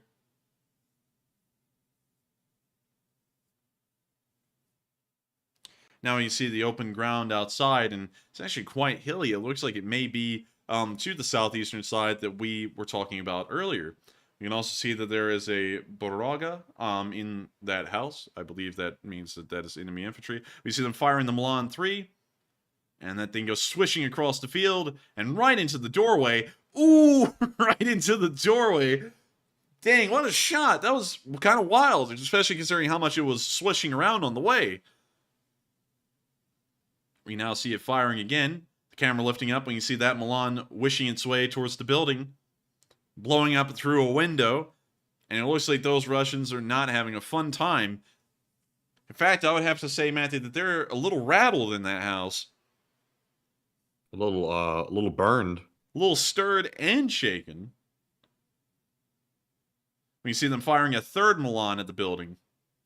Milan flying in, kind of erratically, but once again, a straight-on shot into that doorway. Man, these guys have got to be the snipers of the Milan ATGM crews. They're hitting every single shot they're firing. Impressive. We now see them running out of the building, it seems. And that's the end of the clip. Incredibly cool outro for the Belarusian volunteers. And great to see that they're out there in Bakhmut and helping to hold that line. We're now moving on to our last clip, and where we saw the 93rd, the incredible Fighting 93rd, that we've talked about so much on this channel before, and has an incredibly massive and incredibly well-respected reputation fighting in the southern area of the city. And so, here's the video. We see one of the infantrymen firing as he gets out in the open on the street with an anti-tank weapon, fires it, it explodes, he runs back.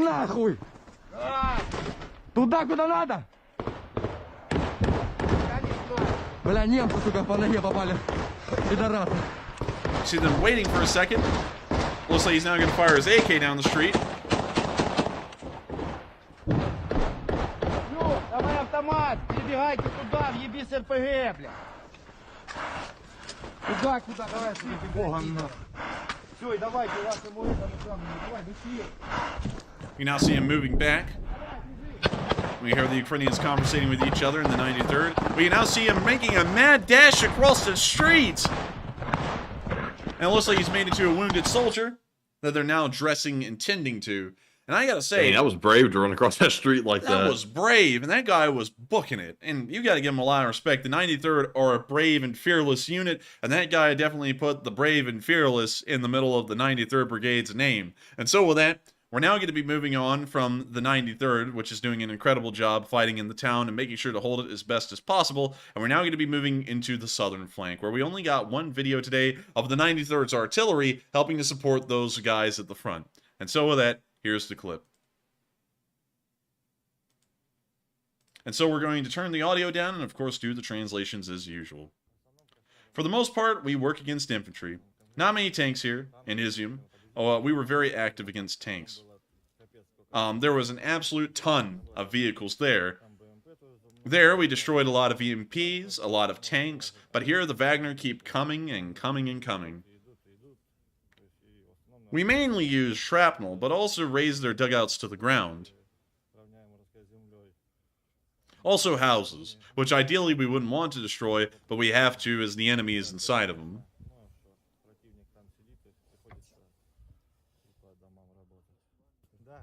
Yes, a lot. We were bullying them in the planned area 2 days ago. They went into an assault, but then changed their minds.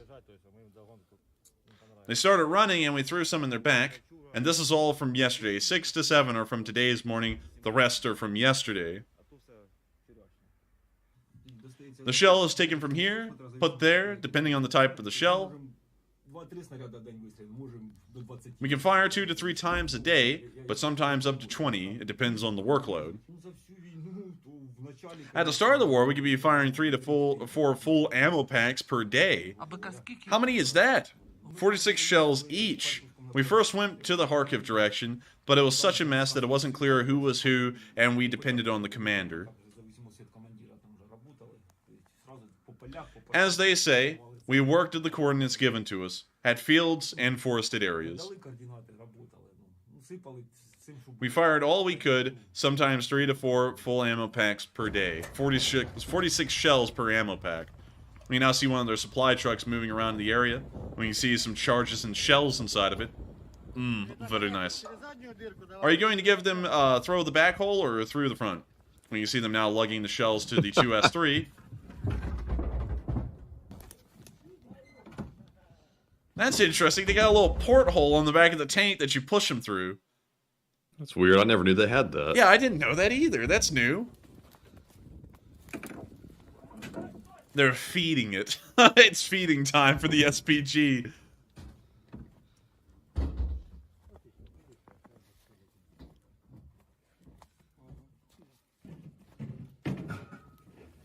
We now see them taking the spent charges and loading them back into the truck, most likely to be recycled. All done? Yes. We now see the SPG outside in the field, preparing to fire.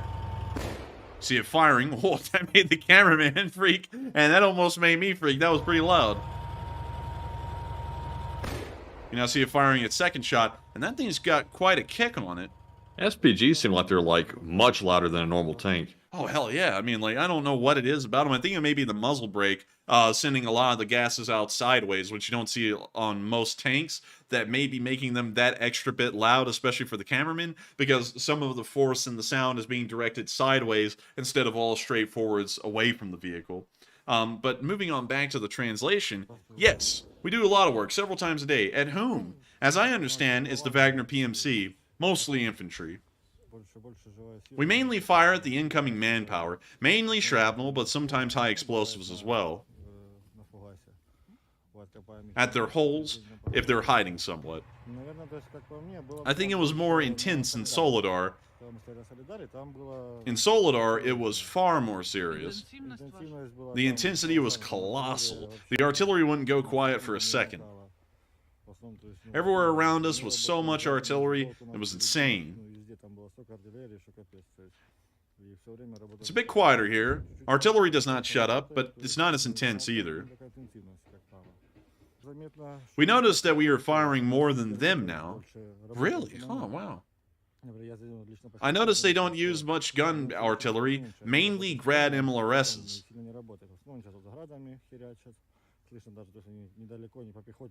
They're not even all that far away, you can hear them, and they fire directly at our infantry.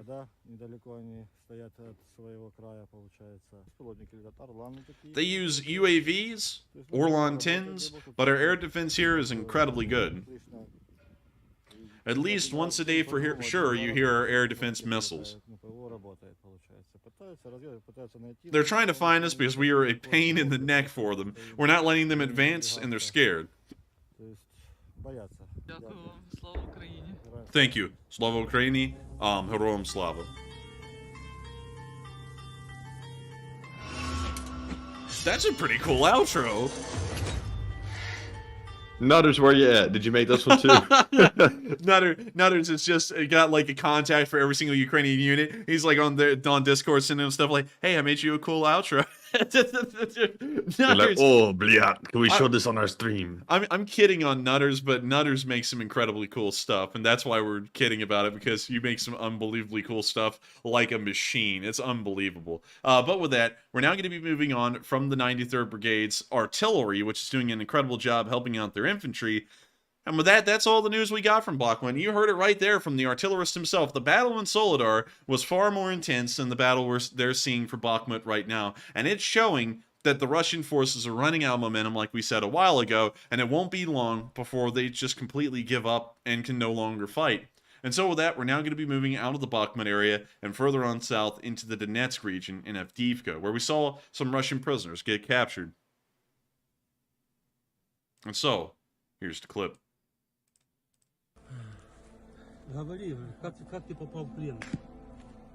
hear some bullets flying over and snapping around them as they tie up the Russian.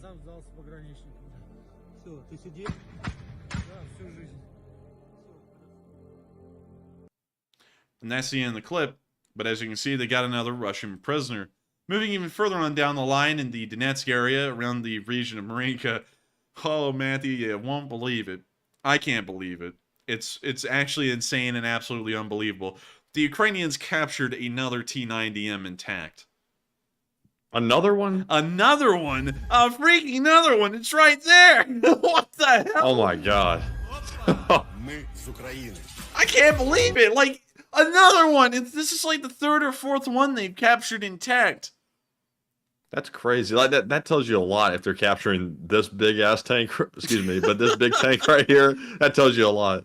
That tells you a lot. And also what it tells you is that these things suck. Like, it doesn't even matter if the Russians had hundreds of these things. The crews don't trust them. They get blown up easily, just like any other tank they have. What the hell's the point of having a heavily upgraded T-90 if it doesn't do anything better than a T-72A?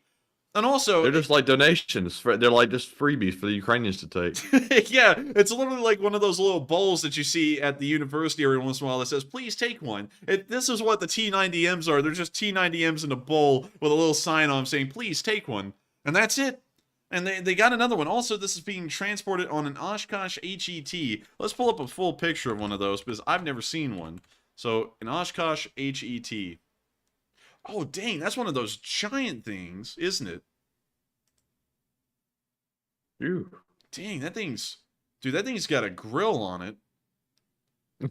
Yes, it does. Dang. Call that thing Snoopy the dog, because it looks like Snoopy the dog. Good lord, they tried to fix that, I guess, on later iterations of it. Or that may even be an earlier one, I can't really tell, but... Man, that is a freaky looking truck. It's not that good looking, I'm going to be honest with y'all. Right now, the rednecks are trying to get a hold of one of these for mudding season. Oh man, it's mudding season. But let's see here. What kind of horsepower does this thing have? 500 horsepower at 2100 RPM. Wait a minute, say it again. 500 horsepower at 18 RPM. Well, 2100 RPM. And what's the red line on it? The red line. Let's see. I can't see a red line here actually. But it has a separate engine. It actually has an engine that also develops 700 horsepower at 2100 RPM as well. So it's got two engines? No. It's either. Oh, it's two iterations of the truck. Yeah, two iterations. One of them has a Detroit diesel engine. The other one has a Caterpillar engine. I was about to say, if that truck has two engines, that is the craziest truck I've ever seen. Oh, that would be insane, wouldn't it? What the hell? They're just dragging. No. Dibs. Dude, What's it say on the truck? Let's roll. Something? Yeah, let's roll. Oh, let's roll. Dude, literally, the U.S. Army rolling into Iraq, sees this big 25, the Oshkosh HCT driver's just like, dibs. He hooks the thing up and just starts driving away with it. Oh, man. That is like Ukrainian tractor trolling on a new level right here. I didn't know we did anything like this in Iraq, but really nice to see nonetheless. Anyways, moving on from that Oshkosh HCT, great to know that we sent some of these to the Ukrainians, so that way they could easily drag off T-90Ms with ease. So now we're moving on out of the Donetsk area. No frontline movement to talk of. No real changes that we can speak of either. But moving on down into the area of Petrivka, we did see that a Stugna missile hit some Russians. And also, I don't know what it is tonight, Matthew, but have you noticed that our viewer number is fluctuating anywhere between like 7,000 and 6,500 from minute to minute? Yeah, what's up with that? I keep seeing it. I thought it was a glitch. It's apparently I'm stuttering so bad. One second, y'all. One second. Let me correct my English here for a second. English. Okay, I got it. Apparently, it is a glitch. English. But apparently, it is a glitch because from what I can tell on the chart, it shows a drop here and there, but overall, everyone's here. So I don't know what's going on with that. I think YouTube's just like maxing and dropping stuff on the figures. I don't know why. But anyways, here's the clip of the Stugna hitting the Russians. Also, this is by the Omega Special Forces unit. So we're going to have to mute that. But we can see the Russians moving on through the field with their tanks as usual.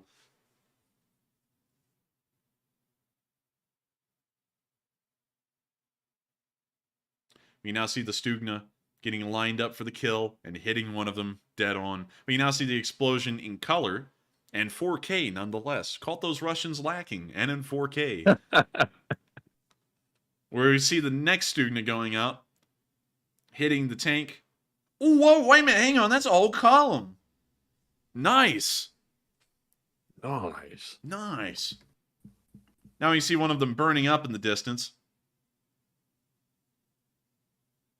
Now you see some shells landing on top of them. Also, that may just be more Stugna fire, but we can't really tell. But you see one Russian running across the road there. Another Stugna being fired. We see a tank exploding like a nuclear bomb in the distance. And now you can see some BMPs smoking and roasting in the field. So with that, that's the end of the clip. But I gotta say, the Omega Special Forces unit is doing one hell of a job. And a huge round of applause to them for being able to knock out so many vehicles with that Stugna. Now moving on into the area of Velika Novosilka, it's finally time to get on to the news that is in the title and the thumbnail tonight, which usually we get to this stuff kind of early, but I've been alluding a little bit to it all night long. This video came out of a mass missile launch by HIMARS, but one thing that's interesting is that it's an exorbitantly high amount being aimed in the area of Mariupol. So here's the clip.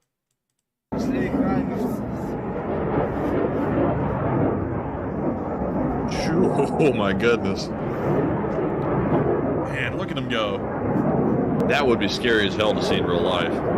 That would be terrifying, especially all the white streaks that have already come from other missiles. Honestly, it looks unhuman. It doesn't even look like it's from Earth. Also, I hope you get to feeling better, K4. If it happened in the USA, they'd think it was a UFO. I saw a UFO! Scramble the F-22s, shoot that thing down. And then they shoot down some kid's weather balloon, it turns out, in Canada. Anyways, we're moving on down from Velika Novosoka, where these HIMARS may have fired their missiles, and down on into Mariupol, because we heard multiple explosions occurred in Mariupol, destroying vital Russian military infrastructure. An ammunition warehouse was hit in the vicinity of the city's airport, and a military base in the Ilyich Iron and Steel Works has also been hit.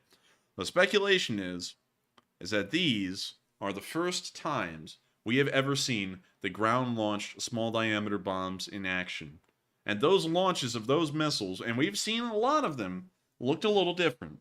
They sounded a little different, and of course that could be attributed to microphone, but these sounded markedly different. And on top of that, the burn of their propellant was not the usual typical yellowish orange that we saw. It was a bright white light or a slightly blue tint to it. And that's showing that it may be a different propellant, which is not attributed to any of the missiles that we've seen a HIMARS using before, and may mean that the ground-launched small-diameter bombs have already been sent to Ukraine, and the Ukrainians are using them at this very moment. With a range of around 150 kilometers, if the Ukrainians have received these en masse, these are the longest-range weapons that the Ukrainians have in their inventory that are of numerous numbers. And so we may see that over the next coming weeks, the ground-launched small-diameter bombs may be that next war-changing piece of kit that really starts to turn the situation around for the Ukrainians and helps them to get the upper hand on the Russians once more.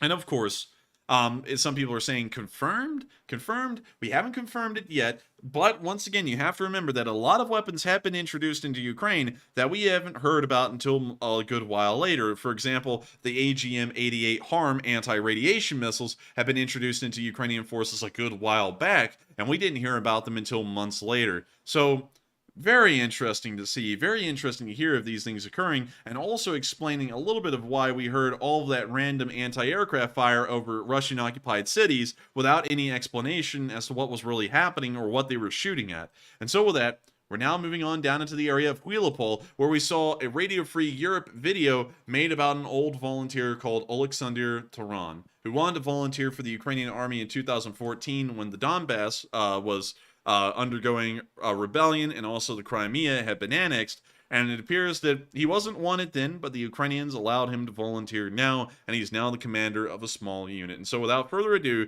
here is the legend, the 65 years old Oleksandr Taran.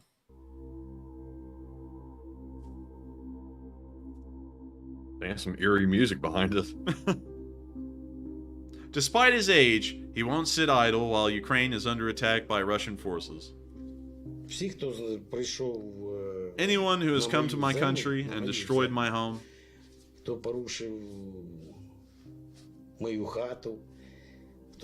wants to kill me, my children, and my grandchildren, my friends, he is my enemy. Taran served in the Soviet army during the 1970s. He tried to join the Ukrainian army following Russia's seizure of Crimea in 2014. He was initially turned away because of his age. I was 58 then, and I was told, "Go away, old man."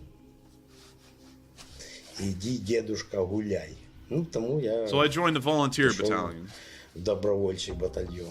They didn't want me because of my age either.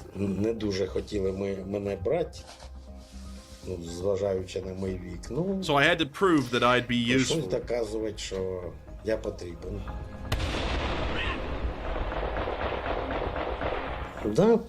2015, I was wounded, and they wanted to amputate both of my feet. But I was fortunate to be one of 10 wounded sent to Central Hospital in Tallinn, Estonia. Потрапив в Естонію, в Таллін, центральний шпиталь. І там Now I say I have 3 legs. Як я шуткую, у мене This 3 is a ноги. humor. 2 своїх і 2 are з цим mine, and my ходив, cane тому is the в мене 3rd one. 3 ноги. Oh, Oh, okay. That was a pretty good that joke. makes more though. sense. Тяжка праця. It's будемо hard так work. казати. Нічого. There's nothing romantic about war. Ніякої романтики в війні нема. Це не кіно і не It's not a movie or a show. якась вистава. And what a cute cat he's got. One One of our 4 mortars was made in 1943. 43-го року, другий міномет у Another нас one we took as a трофейний. trophy. 89-го року. It was це made in 1989, and it was a від gift наших from our воїнів. enemy. Ми We користуємося. use it. Був в ремонті. This automatic grenade launcher has been repaired. It's like new now. АГС. Це дуже така It's a good хороша машинка. Also Це given теж out to us by the російський Russian Lend-Lease. ленд-ліз. I like how he's like patting it. He likes that HES. Нема в нас We can't rest now. можливості We'll only have rest відпочивати. after achieving victory. Відпочивати будемо після перемоги. Перше, що The first thing I'll do is rebuild my house. відбудувати хату, бо у мене It was хата razed to the ground. ну, порушили геть зовсім. Хати нема. I don't have a перше, house що now. буду Thousands of volunteers serve all over Ukraine, helping to defend the country a year after Russia's full-scale invasion.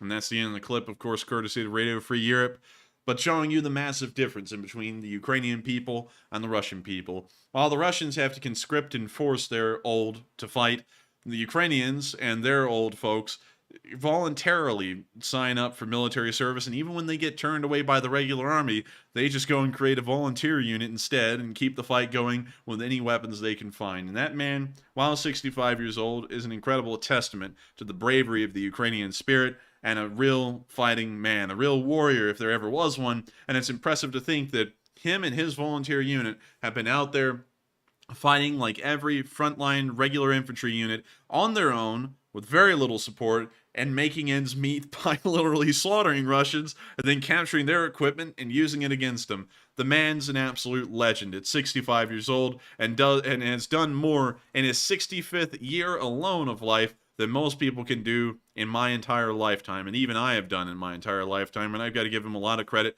for being out there and defending the country that he calls his home. And so with that, we're now going to be moving on from that clip around the area of Huilopol and on down into the area of Vasilivka and Novohorivka, where we saw a command post being destroyed by Ukrainian artillery. And also some sick music, but sadly, we got to mute that. We're going to watch this little house right here, this little building, if you want to call it that, get vaporized in a second. And look at that. Oh my God. Dang. That artillery shell went clean through the roof. It didn't even, like, make a splash of concrete. It just blew up inside of it. The roof came down on everything inside. And we can see, let's see here. I don't see anything. I don't see anything either. I don't see nothing. I see some rubble. Maybe some rubles. Well, looks like they got that building fairly good. I call that a success. And of course, with that success, it's time for us to move on out of the southern front. Of course, not a lot of activities happen down here today in terms of frontline movement, but the Ukrainians are giving it to the Russians anywhere and everywhere they can. And of course, to all the soldiers that are watching this channel tonight and are still fighting out there, y'all keep giving them hell because y'all are doing an amazing job. And so with that, we're now going to be moving all the way up to Kyiv, because it's time for us to take a look at one of our last clips. It's not the speech from President Zelensky just yet. This is actually a clip of streets being named after soldiers who have died fighting and defending their very nation. And so with that, here's the clip, once again provided by Radio Free Europe, showing us how Ukraine commemorates those soldiers who gave their all to defend this nation.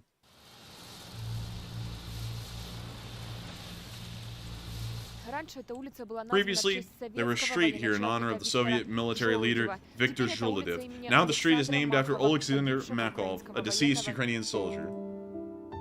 Makov was a journalist.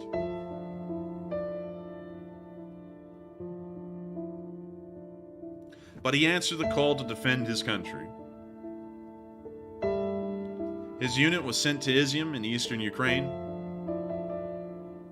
Now I'm on the highway from Izium to Sloviansk. The Russian column should be taking this road.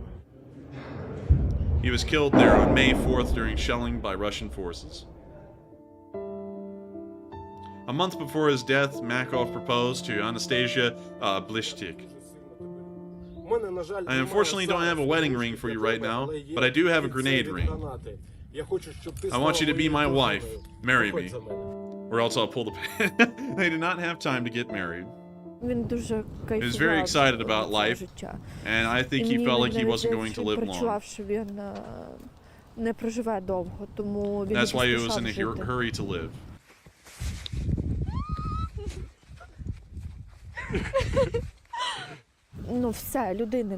That's it. He's no more, and I can't hug him.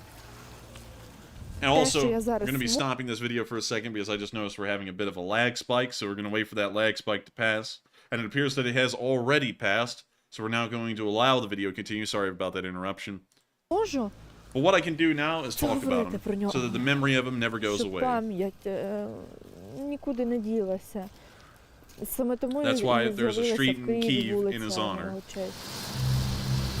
This is the farewell for Roman Rtushny. He was a well-known public activist in Kyiv. This used to be called Volgograd Street, now it's named after Roman Rtushny, and there's even a QR code that explains who he was. Rtushny was killed during a combat mission in June at the age of 24. You can walk here and suddenly burst into tears. Just from the realization that this is Roman Street and you can't do anything about it. From a young age, Roman fought for a free Ukraine. He was only 16 years old when he joined the Euromaidan pro-democracy protests in 2013. For me, Euromaidan wasn't in vain. I see a large number of positive changes in this country, which only happened thanks to the Euromaidan. I feel freer. Roman's mother said her son could only have changed the country. Roman is more than just my son, he's more than just my child. He's not only just a good guy, this is a man who could have done a lot more for Ukraine and for Kyiv. Colossal things. Yulia is only 3 years old, but she already knows that her father died in the war.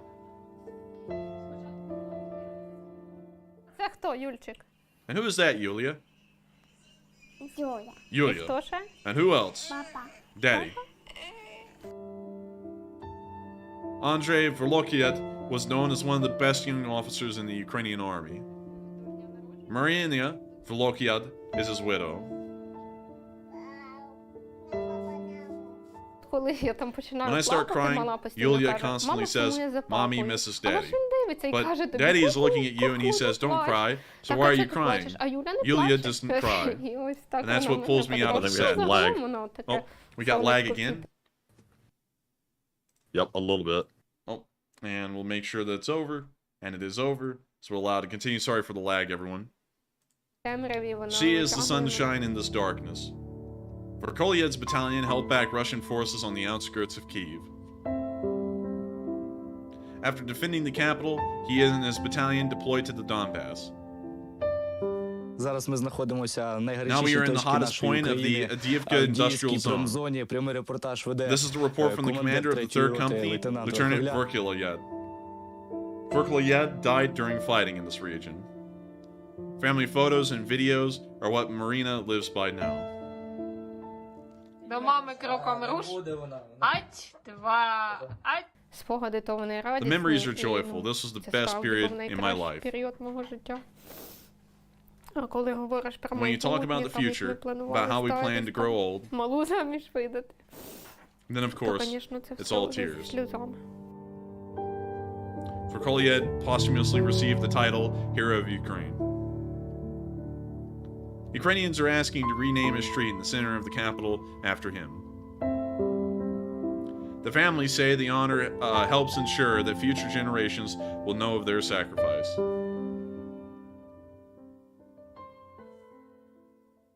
And with that, Goodness. That's the end of the video, of course, courtesy of Radio Free Europe. And now with that out of the way, and without further ado, let me get to the President's Office of Ukraine and get you all the speech from President Volodymyr Zelensky here on the eve of the 365th day of the war. And so, without further ado, here's the address from President Volodymyr Zelensky on day 364. Бажаю здоров'я, шановні українці. Звітую про сьогоднішній день. Мав честь звернутися до випускників наших військових академій у Львові та Одесі, до молодих офіцерів, які вже скоро відправляються в діючу армію, у бойові бригади, які воюють за нашу державу, і в нові бригади, які формуються. Це особлива місія саме зараз здобувати військову освіту і знати, що вже завтра ця освіта знадобиться безпосередньо на полі бою для захисту держави, для управління солдатами і підрозділами. Я щасливий, що вищі військові навчальні заклади України не мають дефіциту тих, хто дійсно бажає бути українським офіцером, бажає бути саме освіченим, ефективним українським офіцером, хто прагне зробити історію української перемоги у цій війні своєю власною життєвою історією. Я побажав нашим молодим офіцерам бути достойними того героїзму, який вже демонструють наші воїни на полі бою зараз, і які українці демонстрували завжди в своїй боротьбі за волю. Я побажав перемоги випускникам наших військових вишів і впевнений, ця перемога буде. Сьогодні ми продовжили наш дипломатичний марафон для посилення України та захисту міжнародного права, що дає нашій державі більше безпеки. Говорив з 4 лідерами держав. В розмові з президентом Пакистану відзначили безумовну важливість збереження повної сили і поваги до статуту ООН, до незалежності націй та цілісності держав. Обговорили наші зусилля щодо гарантування продовольчої безпеки та наявні загрози такій безпеці.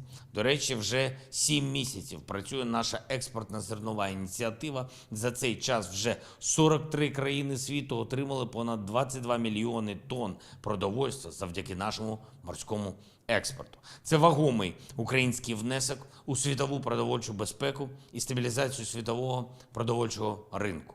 Якби не ця наша ініціатива, то зараз, на жаль, відбувалися би процеси політичного і соціального хаосу в деяких країнах Африки і Азії.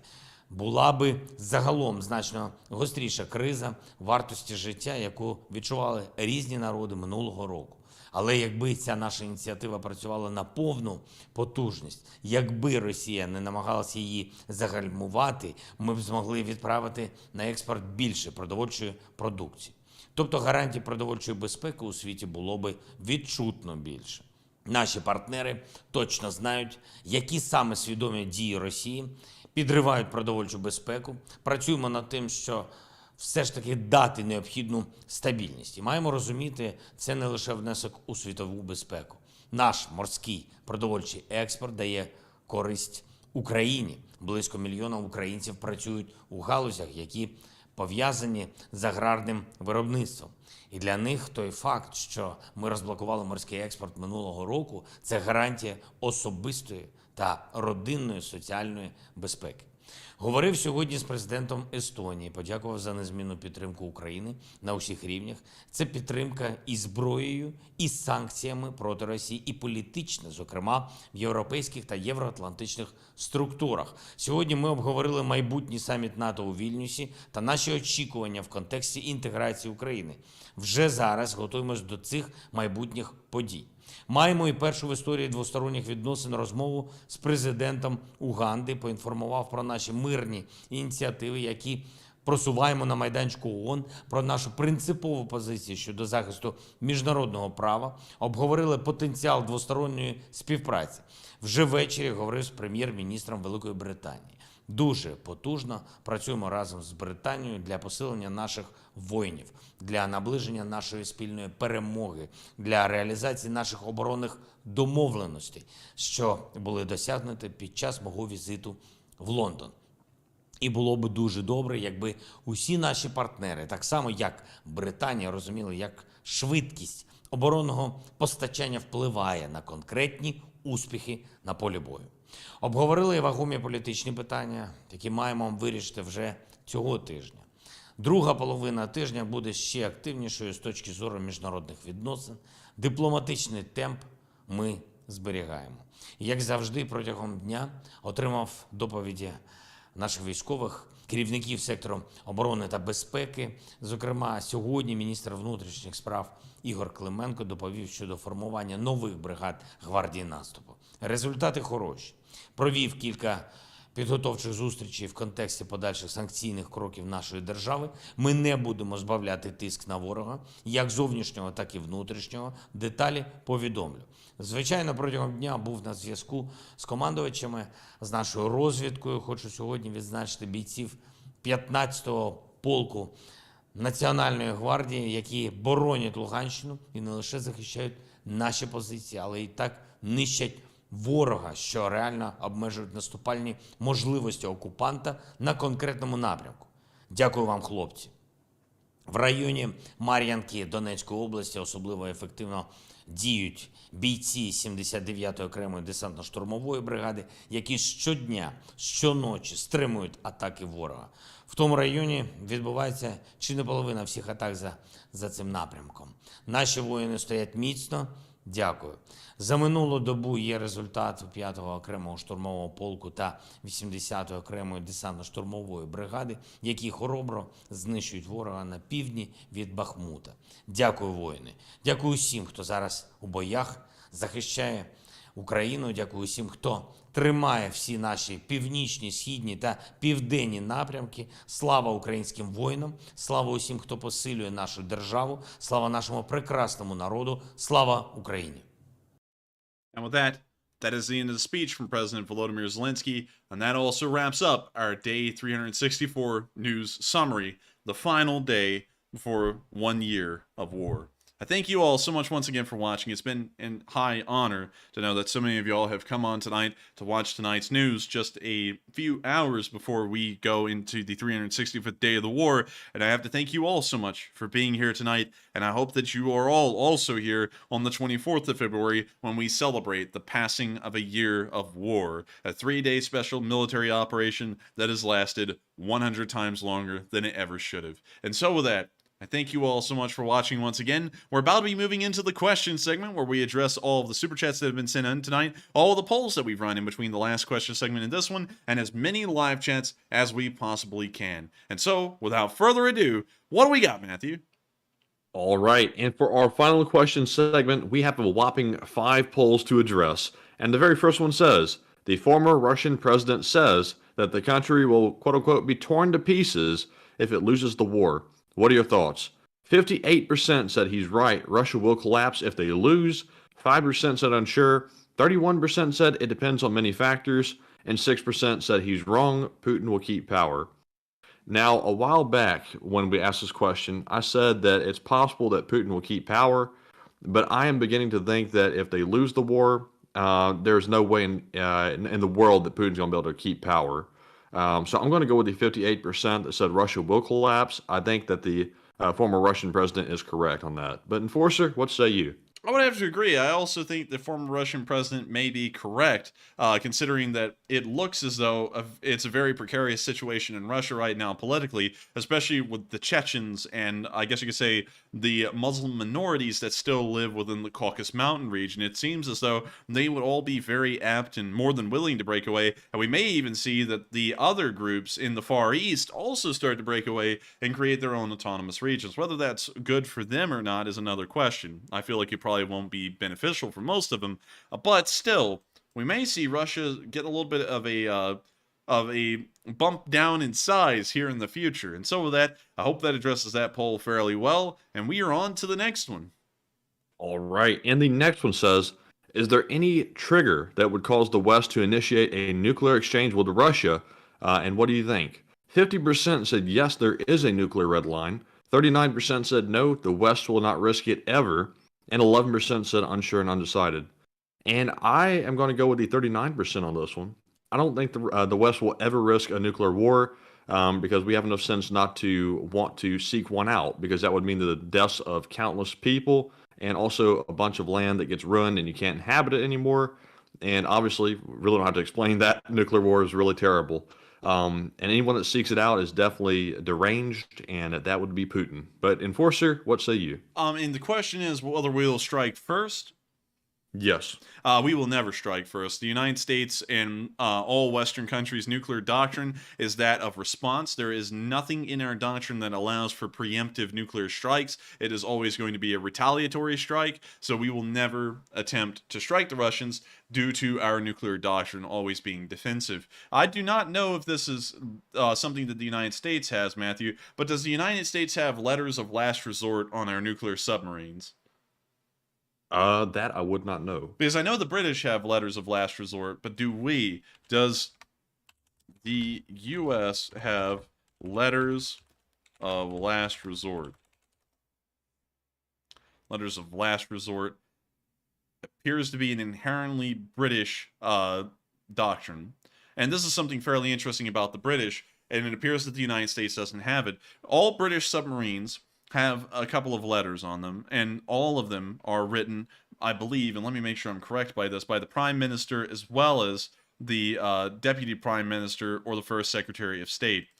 In the event that the British government is completely destroyed in a nuclear onslaught, these submarines will unlock a little safe with this letter inside of it, open up the envelope it's in, and read it, and they will get their final orders that they will ever be issued by the British government. Those safes are only to be opened, and the orders are only to be carried out if the British government is completely destroyed. And nobody knows what's on these letters. The only people who know the orders that are on those letters are the Prime Minister and the Deputy Prime Minister or the Secretary of, I believe, and let me make sure I'm correct again, the First Secretary of State.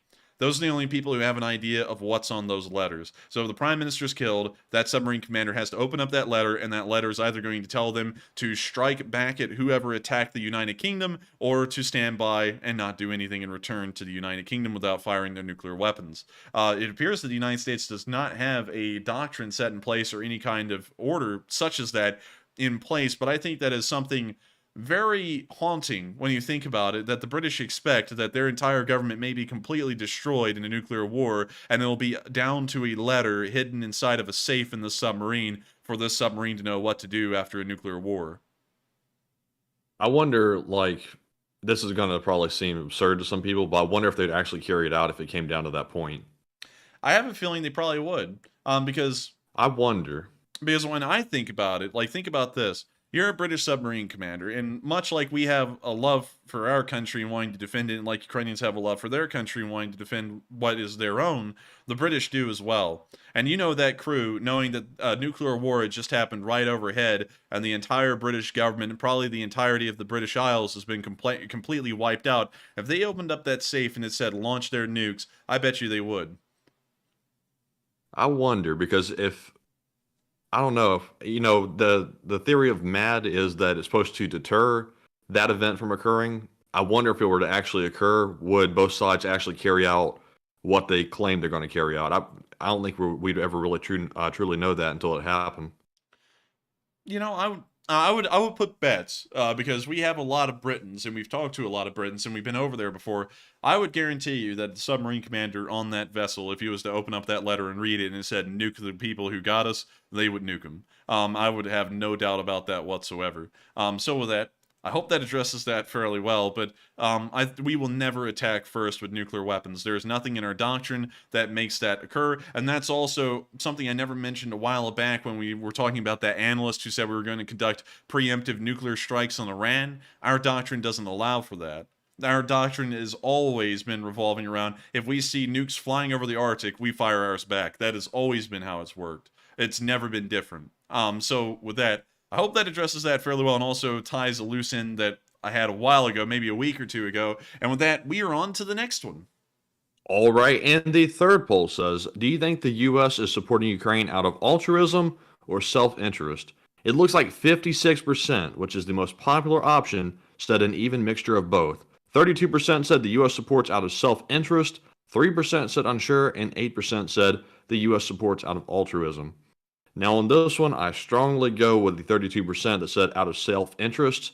I don't believe our government acts out of altruism at any point. and it's solely because it makes strategic sense. But Enforcer, what say you? I would also have to agree the United States is supporting Ukraine for its own inherent interests. That doesn't make it any more evil. I mean, obviously, most countries only support things that are within their interests. A country largely works as a company at the end of the day, and if they're not getting any benefit out of anything, they're not going to get involved. For example, to give some examples, because I know some people are going to be like, no, we operate out of altruism. And sometimes we do in humanitarian missions, but whenever it pertains to war and ever getting ourselves involved in any war whatsoever, there has to be some kind of inherent benefit for us. For example, during the Sudanese civil war, where around 2 to 3 million people died, we don't even have an exact number, but somewhere in between 2 to 3 million people died in South Sudan during the Sudanese civil war. We never got involved. We got involved with special forces here and there on a minor mission. We never got involved on a large level, and we never supported one side or the other. We just let the Sudanese do whatever they were going to do, and we just let it happen. Because it didn't really benefit us, because if we supported one side in Sudan or the other, there was nothing we were going to get out of it anyway, so we just didn't support it. Also, I believe Noob of the Year is talking about Budapest, and I believe you're talking about the uprising in Hungary in 1956. We didn't support them either when they were rising up against the Soviets, and the Soviets rolled in the military. We didn't support the Hungarians when they were rising up in 1956. I would say that we all, the United States and every country in the world, there's no country that works off of altruism that I can think of. Every single country always does things to support other countries that are in their interests. But it's incredibly good. It's a positive in a way because Ukraine supports American interests and the strategic, I guess you could say, victory would allow us an upper hand on the Russians. The Ukrainians are getting vital support that they otherwise wouldn't have ever received. And so with that, I hope that does address that poll fairly well. And we are on to the next one. And the next poll says, the Pentagon warns of consequences for China if it provides lethal aid to Russia. What are your thoughts? 59% said the U.S. would seriously punish China. 13% said unsure, 19% said we are only making statements, and 9% said the U.S. would do nothing. And sadly on this one, I'm going to have to be a little bit of a pessimist. I think we're only making statements, and we're really not going to do anything to China and back up our statements. We're hoping that this tough talk will make them come to their senses, but if it doesn't, it's going to be pretty much empty statements. But Enforcer, what say you? I would say, I don't know. I'm going to have to remain undecided on this one because I don't know what we'll really do in response.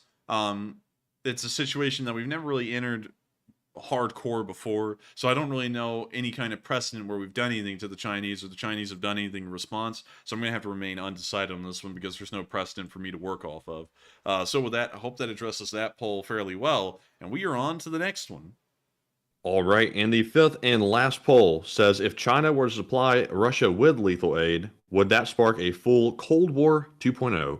It looks like 42% said yes, it certainly would. 10% said unsure, 38% said Cold War 2.0 is already here, and 10% said no, that wouldn't cause a Cold War. And I believe that Cold War 2.0 is already here, and it's been here for at least a couple of years now, between the U.S. and China. And I think some folks used to believe that Russia and the U.S. were in some kind of like Cold War, but I think that fear has gone away if anybody had that. But yes, China is definitely a major adversary to the U.S., and they aren't to be underestimated, in my opinion. But Enforcer, what say you? I would say I believe it would start a second Cold War. We would see the Chinese being the opponent in this Cold War, and it would be an ideological. Well, I don't know, because when you think about it, are the Chinese really...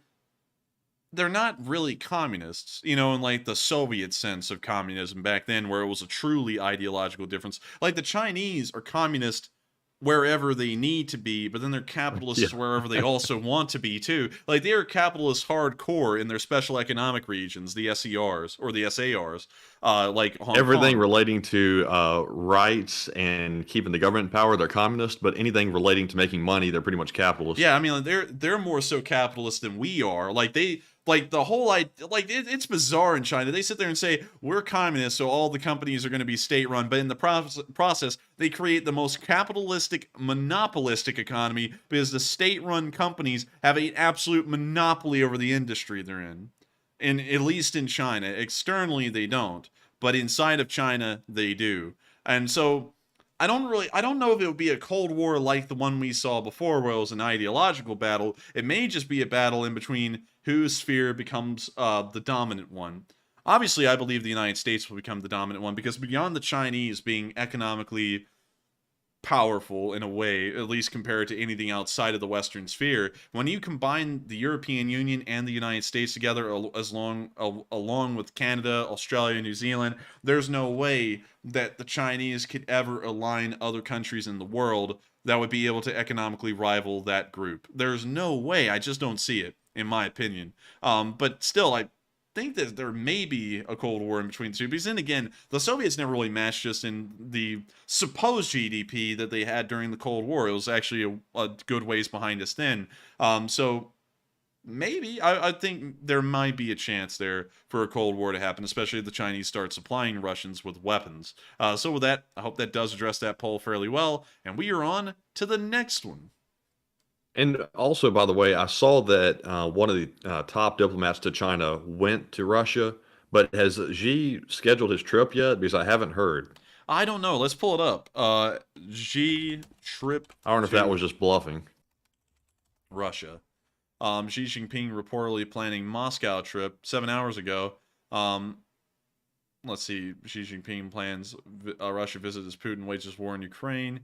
It appears that there's been no real updates to that news beyond today, confirming a date or a time. So I would say... I wonder if that's a bluff, because, you know, it's kind of unusual, like we pulled up before, for Xi to leave China.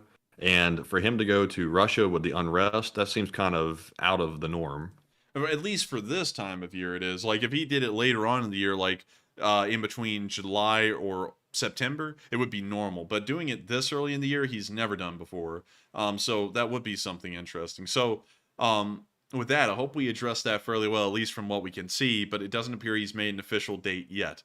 So with that, we are on to the next one. And we are moving on to our Super Chat questions, and up first, we have a $50 donation from Paul Fitzgerald, who says, as a future attorney, you were asked to defend Putin in a war crimes trial. What do you do?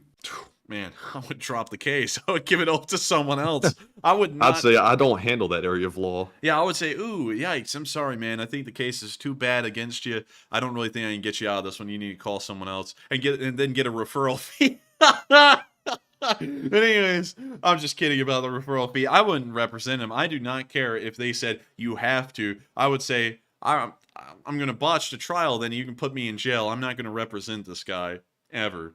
The guy's a war criminal. Honestly, I think at that point, you would have... Oh, man, I mean, like, hell, even at the Nuremberg trials, they at least gave the Nazis, I think, some attorneys, although they were just largely there to guide them through the process and get them onto the noose. But, I mean, hell yeah, I would actually be an attorney like that, Matthew. I would sit there and get a Your Honor, my client is an absolute war criminal, one of the sickest to most deplorable people on earth. I would recommend the death penalty for him, please. And I think that's actually kind of light. And then just close the folder and then just sit back down. That's probably what I would do if I was his defense attorney, because I would of course defend my clients. Holy moly, thank you, Andre. Goodness. We'll get to that in a minute. Also, that is a swole squirrel in that profile picture. That thing is ripped. I didn't even know what that was until you said that. Man, that thing is swolleral. Swole squirrel, a swolleral. But anyways, getting back to this one, I would botch that case. Botch the hell out of it. I'm not going to represent that guy. I don't care. Allegedly. Allegedly. I'm not going to represent that guy, allegedly. So with that, I hope that addresses that fairly well. I thank you so much once again for the support. I would rather be dead than represent Putin in a war crimes tribunal. And so with that, we are on to the next one. And thank you once again for the support. And up next is that $100 donation from Andre Mogasan, who says the level of interdependency needs to be considered between the U.S. and its allies and China far, far, far more than there ever was with Russia. There are some serious considerations on both sides to be done. The relations are deteriorating, but not at any alarming pace. And I thank you so much for the support, Andre Mogasan. And also, I would have to agree with you for the large part on that. It's not deteriorating at an incredibly fast pace, and unlike the Cold War, where the Soviet Union and the United States really didn't have any economic ties with each other, and so there was a lot of power plays and power building to be had there. With China and the United States, they are economically tied quite strongly together, as well as the European Union. The European Union is also tied into the Chinese fairly well. And so the Chinese, really, it's more of a mutualist relationship between China and the West, because the Chinese make money off of the West, and the West gets goods out of China. So it's fairly reciprocal. So that is something to keep in mind. And I think, however, things will change, because whenever we see that the country starts falling out of favor with the United States, we stop having dealings with them. For example, back in the day, if I remember the situation correctly, we actually used to buy a pretty okay amount of Venezuelan oil before their government started to get a little bit sour with us, and then they started to go through economic collapse. Are you asking me that question? Yes, I'm asking I don't you know. the question. Let's see if we did. Did we ever buy oil from Venezuela? Let's see here. Does the United States... Let's see here. Let's go to EIA.gov and let's look at the years. So, it appears... Oh, wow. Look at that. Dang, we dropped them off the face of the earth.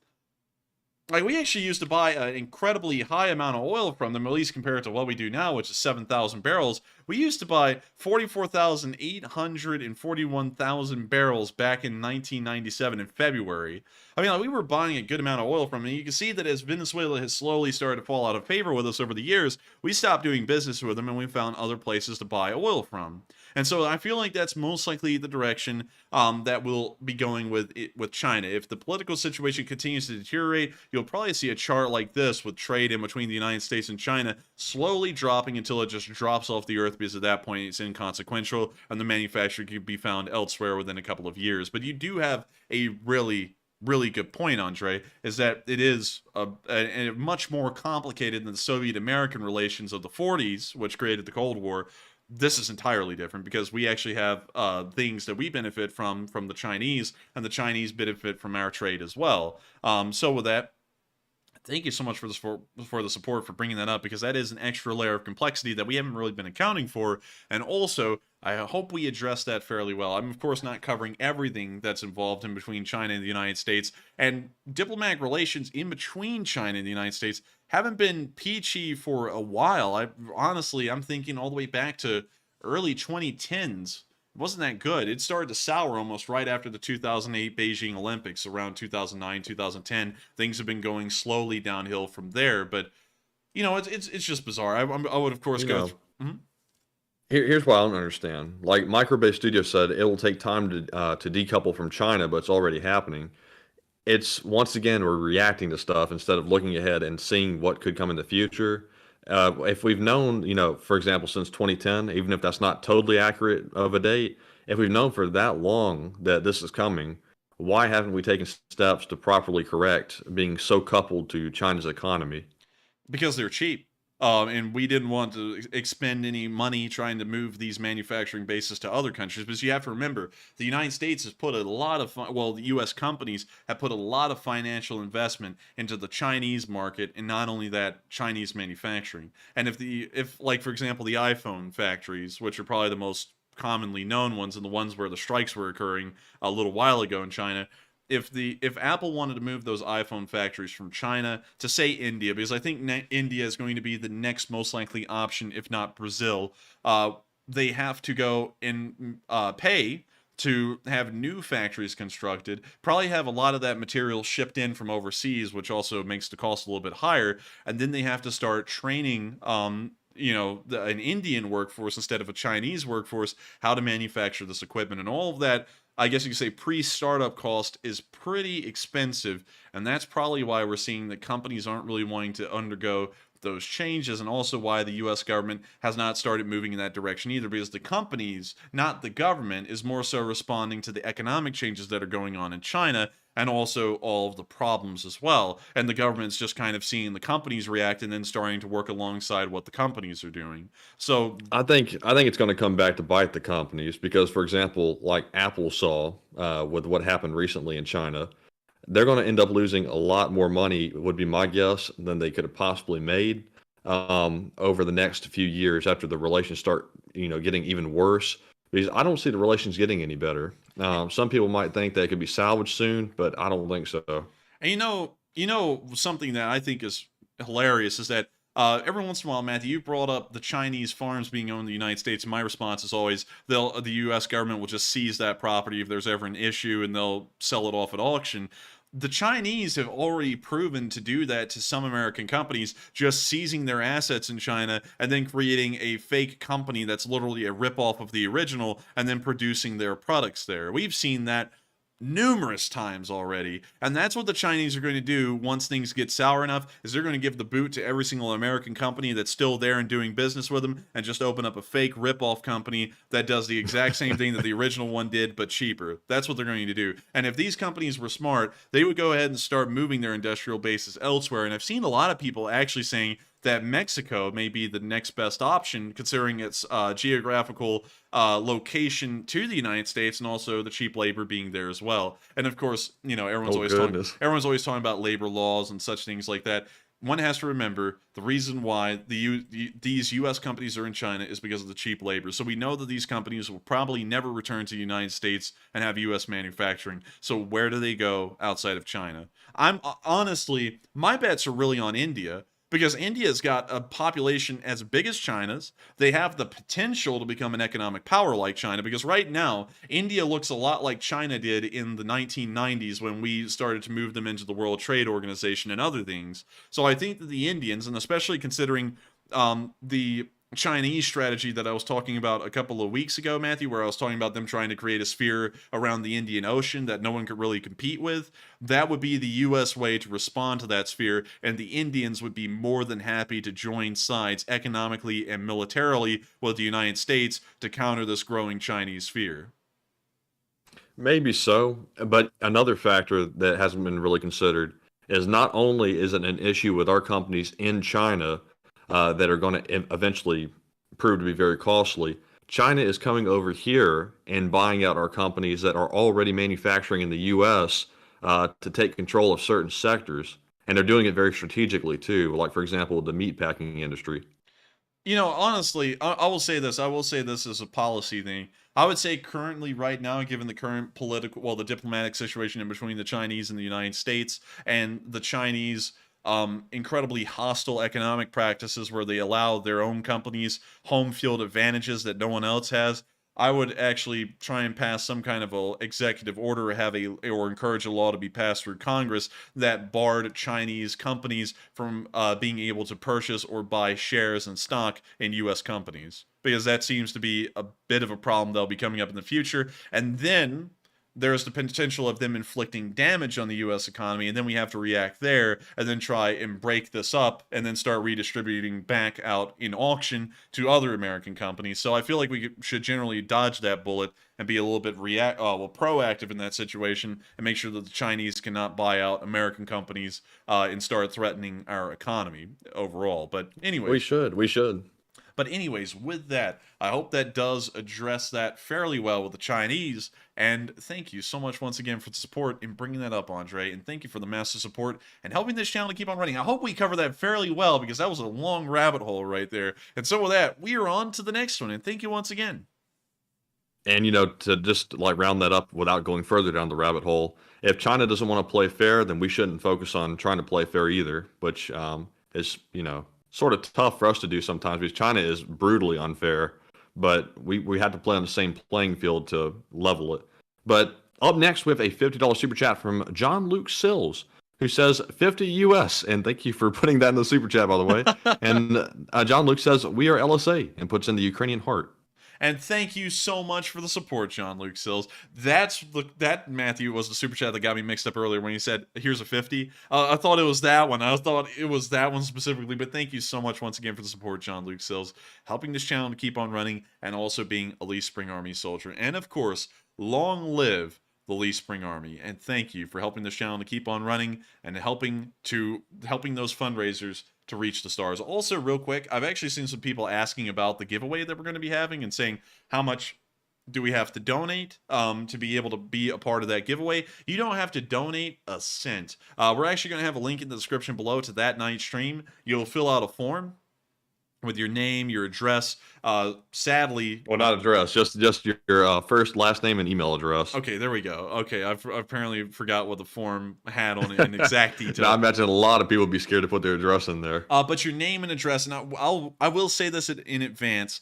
We found out that due to international laws, we cannot make the competition international because there are some countries that do not allow this whatsoever, and so it's an entirely U.S. competition, unfortunately. We were wanting to make it international, but there's no way we could unless we start violating laws of foreign countries, and then YouTube will come down and strangle our throats, because some of y'all are like, well, you're in America, what does it matter if you violate the laws of, say, Poland? Well, YouTube is an international company, and if you start to piss off other countries with something you do and you start getting YouTube in trouble, YouTube will come down here and they'll strangle us to death. So sadly, we can't do it internationally. We can only do it in America. And I'm sorry to all of our international viewers from Australia, Britain, and Canada, and everyone else that watches, because we wanted to get y'all involved in this. But sadly, YouTube would come down and probably murder us for doing something like that. But still, I hope you all enjoy that competition, and I cannot wait to see who does win that flag, because as long as you enter that, you do not have to put in a single cent, not a single dime, to be a part of this competition. You just have to fill out the form. You will be eligible to win. You can only submit the form once, so once you submit your name, it is in the raffle. So with that, we are on to the next one.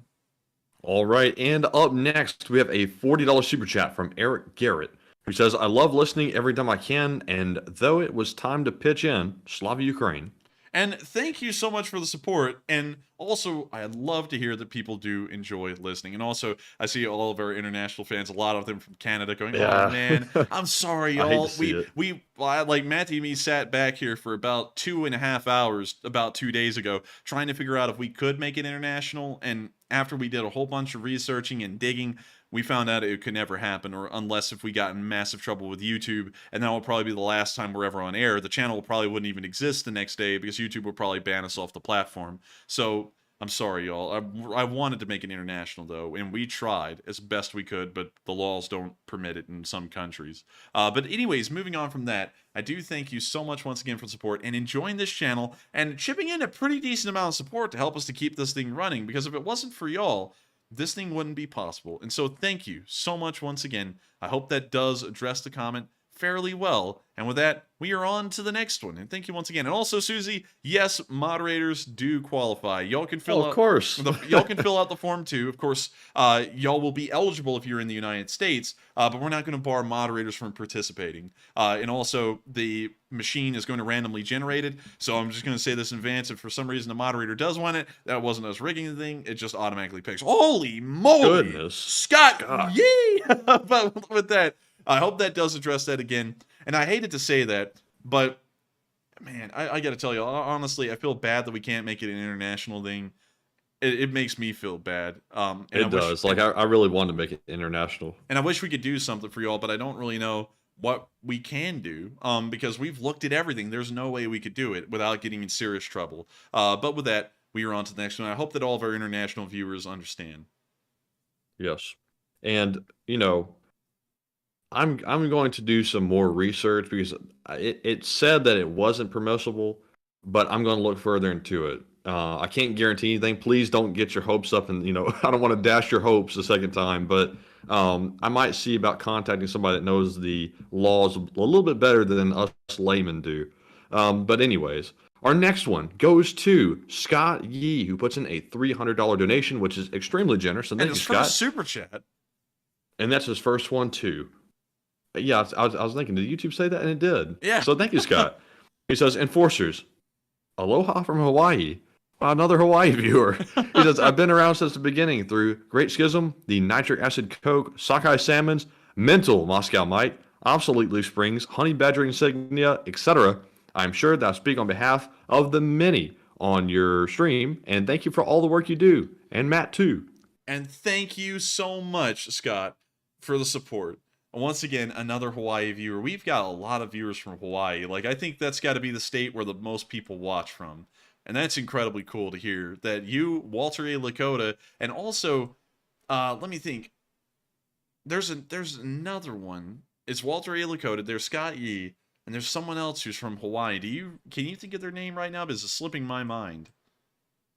My brain tonight is like barely like running on empty food review. Like, I Running can't on even empty think. food review. But still, I thank you so much for the support, Scott Yee. Really cool to hear that you're from Hawaii. We've looked at Hawaii a load thanks to Walter A. Lakota, who also sent us some incredibly cool ship coins. And I forgot to mention that earlier. The ship coins were incredibly cool.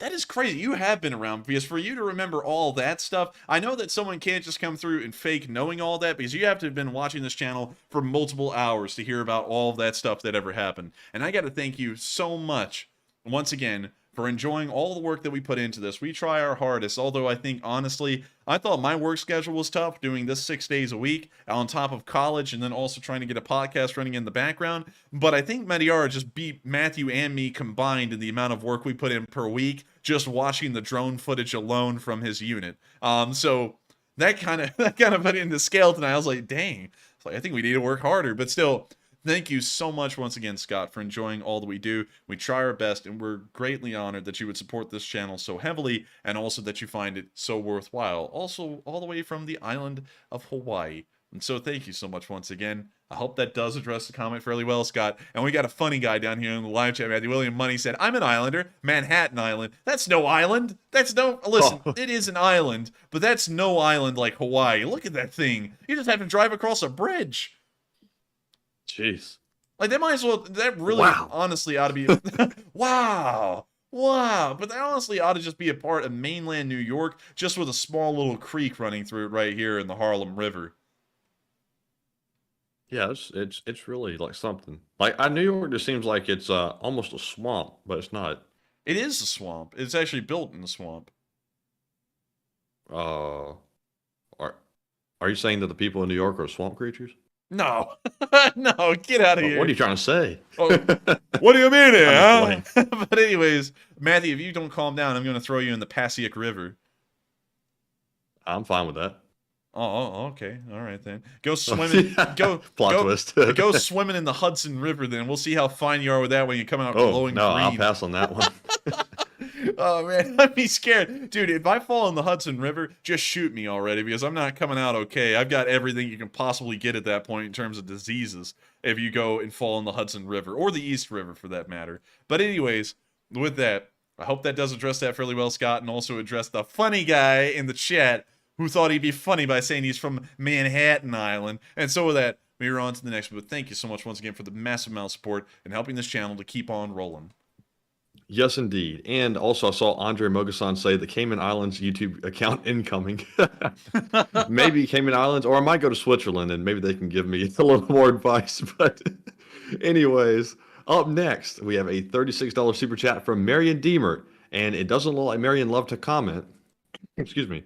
But Marion, thank you very much for that support, and we appreciate it very much. Enforcer, what say you? You know what I gotta say. I gotta thank you so much for the support, Marion Deemer.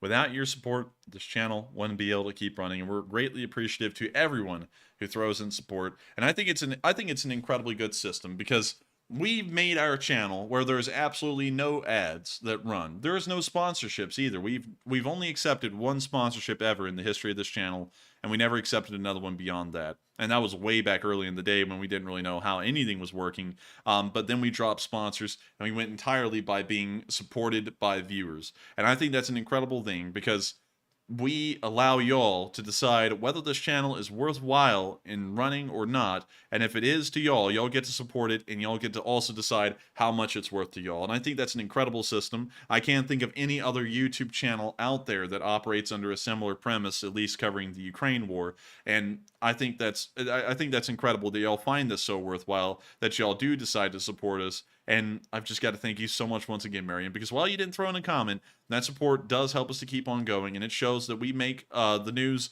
good enough that y'all find it worthwhile to help us to keep it running. And so with that, we are on to the next one, and thank you so much once again for the support. And up next, we have a $20 super chat from Psyops, who I believe is already left for the night. But he says, I will be holding a personal vigil, fasting, no electricity, candles, and prayer.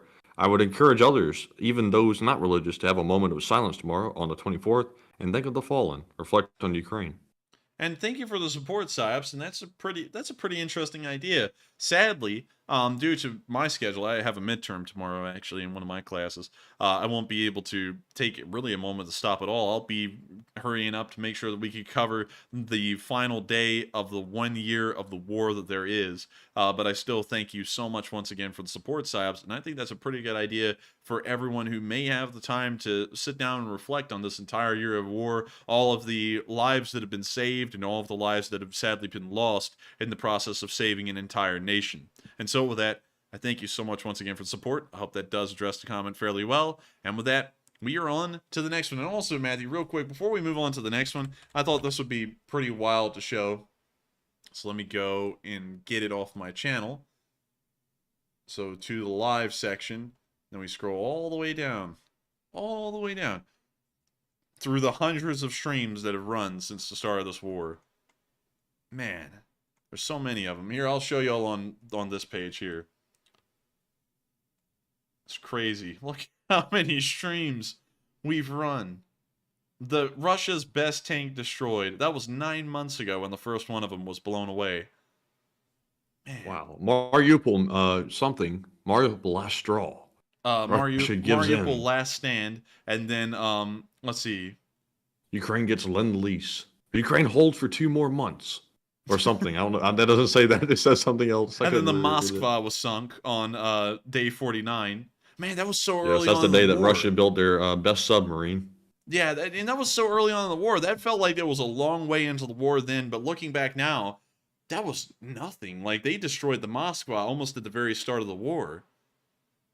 Yeah, it was early on. Like, it felt like it was just yesterday. And so let me go all the way back to the first stream y'all will ever see when y'all go to my channel. The Russians are invading Ukraine, and it says first hours. Because it wasn't even the end of the first day when we ran the first stream. This one right here was literally within the first hour of the war beginning. So if you click on it, it's only an hour and 21 minutes long, and funnily enough, I actually started this off because we were a gaming channel. Well, I was a gaming channel. Matthew wasn't even here yet. No one else was here yet. It just started off as a gaming channel, and so I was actually covering the war while playing War Thunder, and then you can actually see me get off War Thunder and then switch onto Google My Maps for the first time. Actually, it was Google Maps at that point because I didn't know Google My Maps existed, and I started covering the news. Shots for wait. There was somebody already over there in the chat heckling you. Look at Noricane 26. Are you actually going to talk about the Russia-Ukraine war, or is it just clickbait? Yeah, that was my first comment ever was Noricane 26. Personnel carriers were but in a couple moving forward, when you see Northern Forever, these are real channel old guards. They literally showed up on the first night I ever did this. Looks like it's entirely civilian. Why you sounded so different back then? Yeah, I sounded way different back then. Like, these look I've learned how to talk a lot more clear, a lot louder, a lot better. It's crazy to go back a whole year and look at how far the channel's come even. There's Jacob Fleetwood, Cubic Square. And I'm just Let's see here, move forward a little bit more. And y'all can see, funnily enough, back then, who was that? Russia. Just north of. Oh wait a minute, was that one of those traders? No. Actually, that's a friend of mine from Britain that had gotten on stream. But moving forward a little bit, because that's actually Jacob right there. That was him. Smash Rock, and then it's Negan. Saw on my first trip over there was that place. But anyways, yeah, that was the start. I couldn't even. February 23rd. It doesn't say it here. But still, February 23rd. And what's crazy is that a lot of y'all have gone back here, like Makara 8 months ago, and said, did you imagine that 100 days later you have raised $300,000 and have 10,000 people watching nightly? And now we're 364 days in the future, 260 days away from the comment from Makara, who still watches the stream, and we're still here. I think that's just, it's the craziest thing. It's insane. And look, Heather Fitzgibbon commented, and let's see, Duke Nukem and Margaret Hemsley.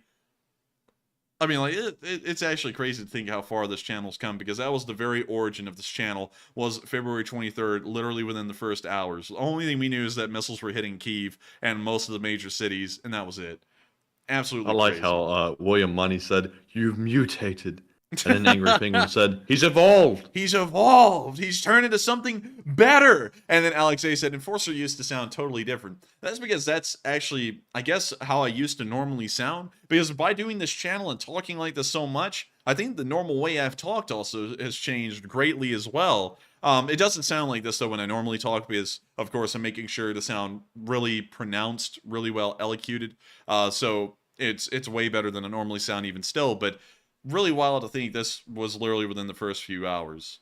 So with that, I hope that addresses that fairly well. Pretty crazy to think that we've come this far, and I thank you all so much once again for watching all the way up till day 364. Just in 20 minutes, we'll be flipping the time over to the 23rd, which isn't really the 365th day of the war, because that's actually going to be occurring around 9 o'clock when the stream starts tomorrow. But still, insane to think of. So with that, we are on to the next one. Oh, and also, Svetlana made a good point. It was the mic, because I remember when I like forced you to upgrade to these new Shure mics from that. I think it was some like cheap, like Chinese, like Amazon mic or something. Yeah, I can't remember. I think it was like one of those like Yongfei or some junk like that, some kind of brand like that. But it sounded like real muffled. Yeah, and also, OCB said elocuted? Yes, that is a word, elocuted. Electrocuted. I believe elocute, elocution meaning, and I believe you can say elocute, or elocuted, but let me make sure. You can't say elocuted, I know that. But elocution, elocute, let's see, I swear that I've heard someone say to elocute, but then again, we're Alabamians. To state. I think you might have been thinking to electrocute. No, to state, assert, or admit. So it actually is a word. Elocute is a word. That's in like a legal, according to Wiktionary. Look at that. I'm already in law school. I'm already in law school. But anyways, with that, we are on to the next one. And James Bond said, when will the Morse message end? The Morse message will end tomorrow. Our final broadcast of a Morse message will be on the intro tomorrow, because after that, the intro is changing. It's going to be entirely brand new, and the old one will disappear, most likely, and it will just be on these older streams that were in the first year of the war. So with that, I hope that does answer that question fairly well, and we are on to the next one. And the next one goes to Scott Yee, once again, who puts in a 60 this time. He says, I deal with contracts a lot. And I got a question. How does PMC's contract with Russia work? PMC provides manpower only, and Russia provides the equipment and ammo. I see some vids where the PMC has upgraded weapons compared to the Russian army. From what we understand, the current agreement with the Wagner PMC was that they would provide the brawn and the Russians would provide the equipment for the brawn. Beyond that, that's really all we know about the agreement. We've never really gotten exact details of what's involved with that, and we've never gotten to see a real breakdown of how it's working until now, when there was an ammo shortage where Wagner is getting no ammo from the Russian government, and it appears that they're entirely reliant on Russian support and Russian ammunition. They don't have their own sourcing for that to be able to survive. So with that, I hope that answers your question fairly well, Scott. Yeah, I honestly feel like I'm unequipped to answer that question too well, because we don't really know a lot about how the relationship in between Wagner and the Russian government works. But for now, it seems that they provide the manpower and the Russians provide the equipment. So with that, I hope that addresses the question fairly well, and I thank you so much once again for the support, Scott, and once again helping this channel to keep running with a massive amount of support. And so with that, we are on to the next one. All right. And let's see here. Scott, you said my wife has an English degree, and she said elocuted is a word, but it isn't used often. So if it came from someone with an English degree, which was your wife, I would say that is good in my book. So elocuted is a word. And you know, Matthew, people always laugh at me for these crazy words like enunciate, elocute, elocuted, you know. Everyone always laughs, Matthew, including you. Everyone treats me like I'm crazy. But there's people out there in the English people out there, they know what I'm talking about. They actually know that these words are real. As I sit here rocking back and forth in my chair, encouraging myself that these stupid words are real. But anyways, with that, we are on to the next one. And also, thank you for clarifying that, because I was actually starting to wonder, is elocute really a word or not? And Angry Penguin put in all caps, fancy words. Yeah, I use fancy words here and there. I know a lot of them. It's just that after learning fancy words, there's no point in using them, because a lot of people don't talk like that. And so if you start talking like that, where people don't know what the words are that you're saying, you lose everyone. So you must talk in a reasonable, sensible way, although there's a bunch of cool words out there that no one ever hears about that mean certain things. So with that, we are on to the next one. And yes, Miss Disa, we will continue to conversate. All right, and continuing the conversation, we have a $20 super chat from Lori Hill, who says, "Here is to a year." And thank you so much for the support, Lori Hill, and thank you for supporting us a year in. And I think that's something that we've been able to keep going for an entire year, especially with the schedule we've had of 6 days a week. Literally for the first 30-something days of the war, something like 35 days, I did this every single day. There was never a break. It was 7 days a week constantly. And I worked even harder back then because I had really no idea how to streamline the process. Now, even still, we do 6 days a week, but it's something like 9 hours a day for me, everything included, putting this thing together, looking at emails, responding to stuff on Discord, then working after the stream, working on the stream. It's a lot involved. But I thank you so much for supporting us an entire year in. And with that, we are on to the next one. And thank you once again for the support. And Xmojo said, "Enforcer, you could almost say, I get no respect. I get no respect at all. I get no respect." I'm telling you, I get no respect around here. I get no respect at all. Yesterday, you wouldn't believe this one, Matthew. Yesterday, I went to the doctor and I said, "Hey, doctor, I'm not feeling that well." And he said, "Oh, yeah? Well, I think you're crazy." I said, "I want a second opinion." He said, "All right, you're ugly too." Oh, man, I get no respect around here. But anyways, poor guy. Yeah, poor guy, man. That guy got just beasted on all the time. But anyways, I do get no respect around here, Xmojo. And with that, we are on to the next one. And also, Michael, we've had these current mics that we're using right now for probably... Most of the war, honestly. Yeah, most of it for many, many months. Like, we've had these forever. But I have upgraded my audio interface though, but the Enforcer hasn't. I don't know if y'all can tell the difference. Probably not, because I'm over Discord, so it ruins the audio quality. But up next, we have a $20 super chat from Commander O'Brien, who says, "Good morning, here from Copenhagen." And good morning to Brian from the Copenhagen, the best dip in the south. I mean, the best city in Denmark. So let's take a look. I can't get over that stupid Copenhagen crap that would happen in school. Let me type it in for y'all real quick. Copenhagen dip. This is what I'm talking about. If y'all have never heard about it, Copenhagen dip, the long cut. Warning, this product is not a safe alternative to cigarettes. I remember when kids in school used to get this stuff and go around spitting and oh junk. Yeah, and they always did that stupid they'd thing be with they always did that stupid thing with a can too, Matthew, where they'd flip it around in the air and crap in their hands. Yeah, they'd be spitting in a bottle. It was so nasty. It's like, oh my gosh, what made you want to pick this habit up? Yeah, I mean, it was just so stupid. I don't know what happened to any of those kids, honestly, now that I think about it. I know what happened to a few of them, but we won't go over that on the stream. Well, we're not going to go over that for OPSEC reasons, but still, this is the Copenhagen we are joking about, if y'all are ever wondering. But moving back on into Copenhagen, let's check out some of the places further out, like this area here, because it's these little square buildings, they look pretty neat. I wonder if it looks really nice. I have a feeling it does. Come on, Google. All right. Oh, not that bad. Not that bad at all. For some reason, this looks like Paris. I don't know why. It's giving me a Paris feeling. A little bit. I like the way it looks, though. It reminds me of Lego. Yeah, I was thinking that too. I was like, it was a lot like Lego. Apparently, this is where Lego gets their inspiration from. Oddly enough, but you wouldn't think that a Danish toy company would get inspiration from Danish buildings, but here we are, Matthew. Here we are. But yeah, I mean, that's wild. Every time we look at Denmark, it always reminds Matthew and me of Lego. And I was being sarcastic with Matthew there, but yeah, I mean, it literally looks like a Lego set.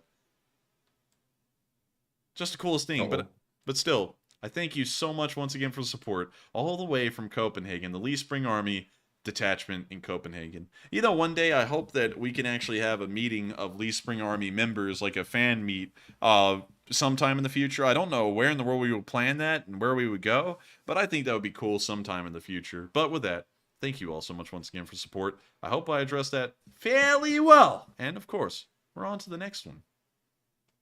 And not applicable, said Matthew, the Lego builder.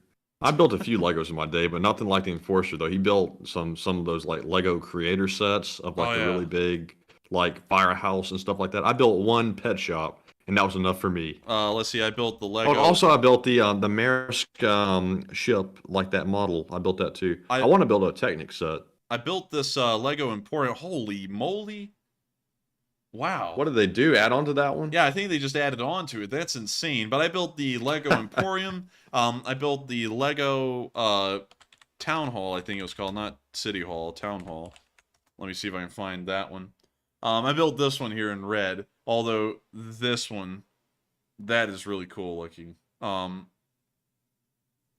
moving on from that, I built the Lego Cinema, built the Lego Firehouse, and I built something else. Legos are ungodly expensive, though, so it's really hard. They are. Yeah, it's way too expensive, honestly, for what it is, which is just little plastic blocks. But still, it's really cool. We actually have it somewhere around the whole set because you click them together and they make like a little city block. But pretty cool overall. I really enjoyed Legos as a kid. Kind of of course, got over them because I'm not into Legos that much now. But I mean, it's really cool to look at. When you walk by that thing, it's like, wow, that's impressive. But anyways. And the Miss 77, and you called me a nerd yesterday? Yeah, I'm sorry, I'm just kidding with you. I'm like the biggest nerd there is out there. But still, I hope that addresses that fairly well. And I thank you all so much once again for talking about Matthew's the Lego guy, because it's me who's actually the Lego guy. Oh, and didn't I build something else, Matthew? I forgot about one of them. You built the Emporium, the Firehouse. You also built one other building.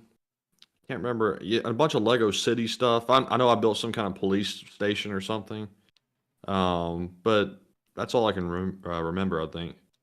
Yeah. Well, with that, I guess we're going to move on from the Lego rabbit hole because we're just going to sit here all night and start talking about Legos. But with that, we are on to the next one. And I don't even know why we got onto that because that wasn't even Super Chat related. But with that, we're on to the next. And up next, we have a $40 super chat from BC Skyman, who says, time for some coffee and also donuts money. Enforcers rock and Slava Ukraine. Hey! And thank you, BC. And thank you, BC, for the support to the Coffee and Donut Fund.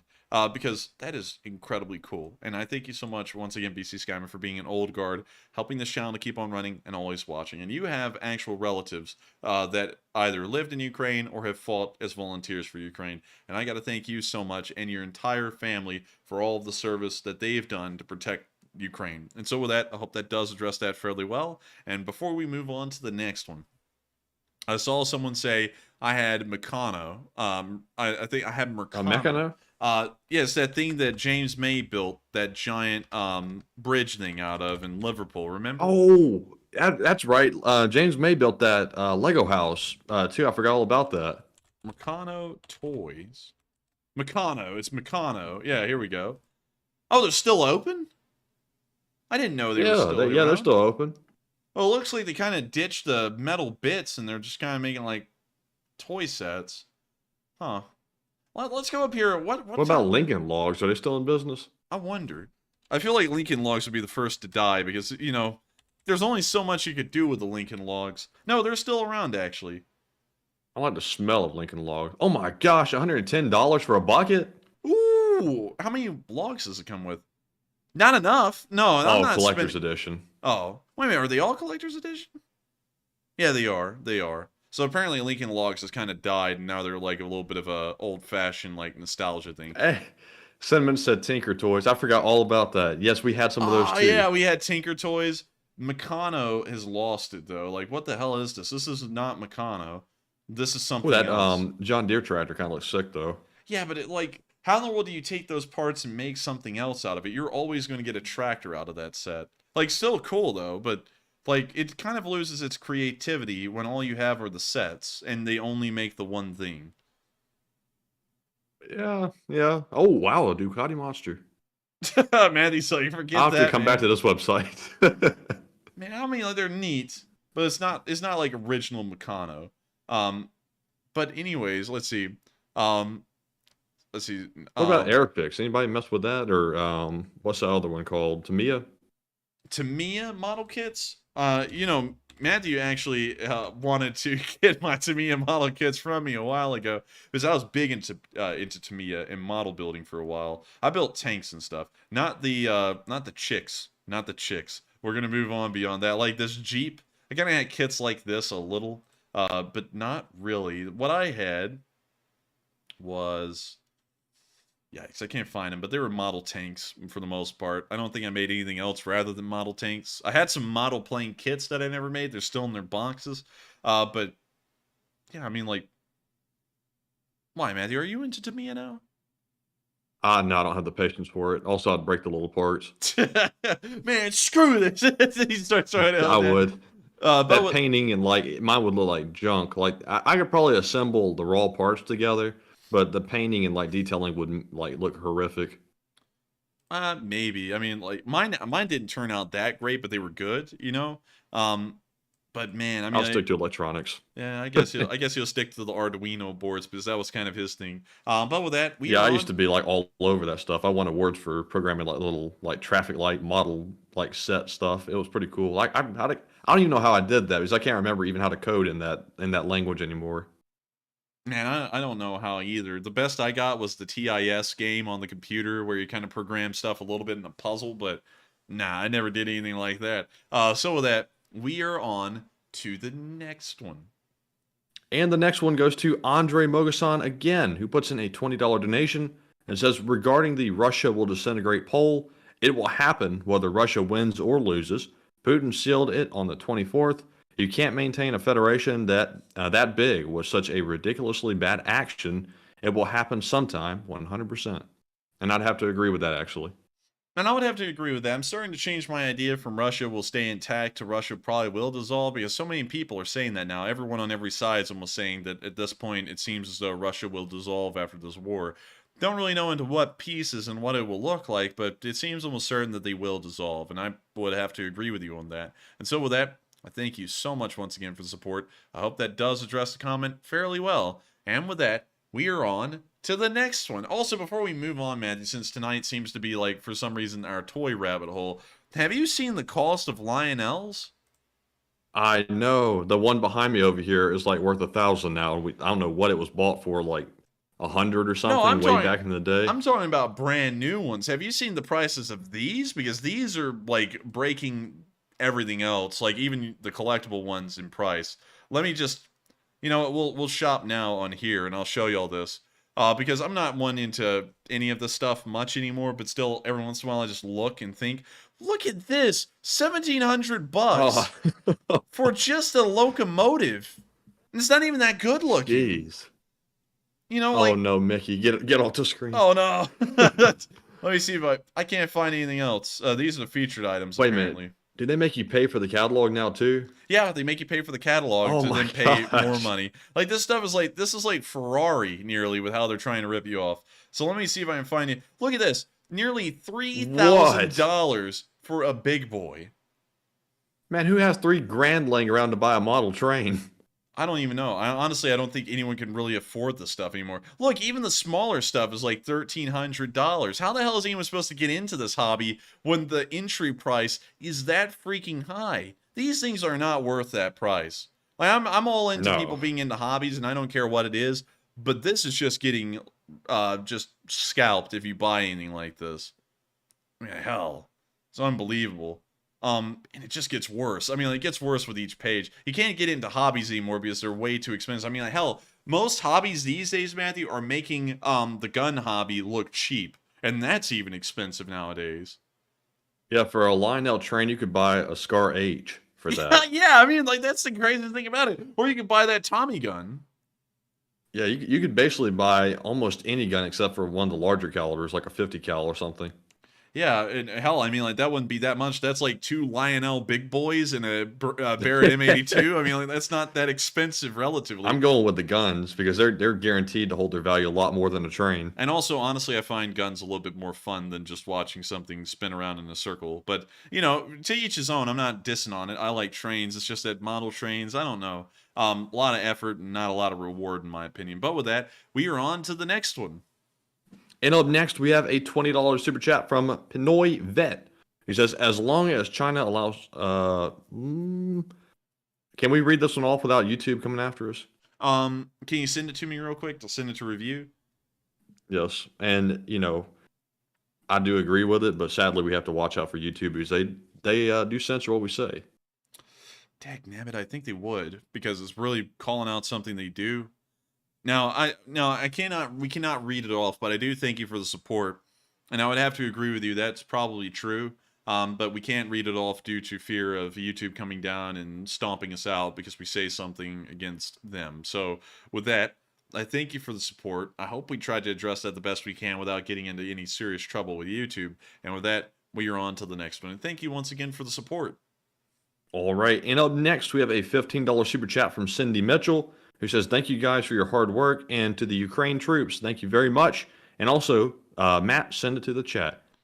And thank you so much for the support and all the thanks that you've given. And right now, we're trying to work with the Ukrainian soldiers from the 231st Brigade to help them out with something. Not going to say what until we get all the details worked out, but we've been trying to reach out to other YouTubers who may possibly be able to help, and we haven't really been getting a lot of support with this. So we're probably going to see about trying to undertake this personally here in the future, but I'm not going to get into too much detail yet. But with that, we are on to that live chat. And thank you so much once again for supporting this channel and helping it to keep on rolling. And the live chat question goes to Maureen M., who says, what are your thoughts on the Kerch Bridge being blown up on February 24th again? Oh, man. What a year anniversary that would be if that bridge got blown up on the 24th. That would be the funniest thing ever. I feel like it's probably not going to happen on the 24th, but I would love to be proven wrong on that one. And I hope that you're right. And so with that, thank you so much for the support. I hope we addressed that fairly well. Well, actually, thank you for the live chat, and I hope we addressed that live chat fairly well. And thank you so much for sponsoring one as well. And so with that, we are on to the next one. And the next one goes to Joseph M. Sika, who puts in a $10 donation and says, hey, tomorrow can you set my limit to unlimited? Not sure what my father's going to donate, but it might be 100. That might be 1,000, and I'm going to match it. So please, guys, just set up my limit to unlimited. Well, thank you for the support, Joseph. The fundraiser is not tomorrow. It's the 24th. And actually, we just passed 12 o'clock, so now it is technically the 23rd. So it's now the 365th day of the war right now. But the fundraiser will not be running on the 23rd. It will be running on the 24th. And there is no limit. We've seen a $20,000 donation come in before. So you can throw anything you want in there, and it will be perfectly fine. And I hope that you'll help this fundraiser to reach the skies, because I hope that this is the biggest fundraiser we've ever run and is able to get as much support as possible to Doctors Without Borders. And so with that, I hope I addressed that fairly well. Thank you so much once again for support, Joseph M. Sika. And also, I'm still not over you pretending that entire night because we thought you were serious. But still, thank you so much once again. I hope we addressed that fairly well. And we're on to the next one. And Joseph isn't done yet. He puts in another 10 and says, I tried to make a 1,000 donation, and I'm not allotted tonight. And can you fix that for tomorrow? Thanks. Oh, wait a minute. He's wanting to make a super chat or a donation? I'm not really sure. The second one makes me think of super chat, but the first one sounds like a donation for a fundraiser. So, so if it is, I think I may be misunderstanding this. So I'll explain both of them. There is no limit whatsoever on the donations for a fundraiser. You can put in whatever you want. There's never a cap. I think the cap, though, on Super Chats is $500, and there's no way for us to change that. And that's apparently a YouTube-wide policy that the biggest Super Chat can only be $500. So if you're wanting to throw in a Super Chat, and you want to make it $1,000, you'd have to send in two 500s, because I don't think there's any way for us to remove a cap for anyone, for that matter. I think it's capped at 500 for everyone. And so with that, if you throw in two $500 super chats, I'm going to be blown away. I think Matthew and me will both be blown away. And also, if I may, I would love that if you were wanting to do that, that you only sent 500 to us and then 500 to the fundraiser, because I think I say send all of it to the fundraiser. Send all of it there.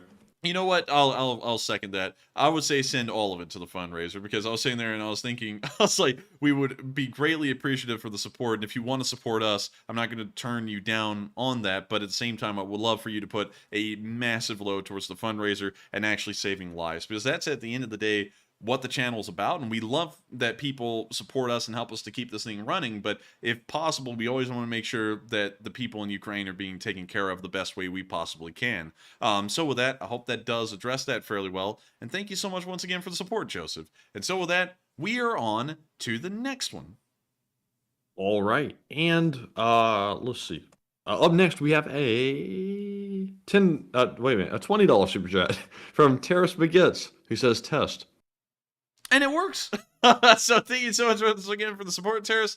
And I hope we addressed that fairly well. And thank you once again for helping this thing to keep on running. And so with that, we are on to the next one. And thank you once again. And also, Matthew, we have a T90 main battle tank saying I'm a Giga Chad. Hey, thank you. Honestly, Matthew's also a Giga Chad as well. Giga Chad. Giga Chad. Hey. So with that, we're on to the next one. All right, and our next one goes to CK Bold, who puts in the 10 and says, take a live chat question. And thank you so much, CK Bold, for the support, and we will make sure to take that live chat question. And so with that, what do we got? And this question goes to Ender Slayer, who says, have you heard of the M50 Ontos?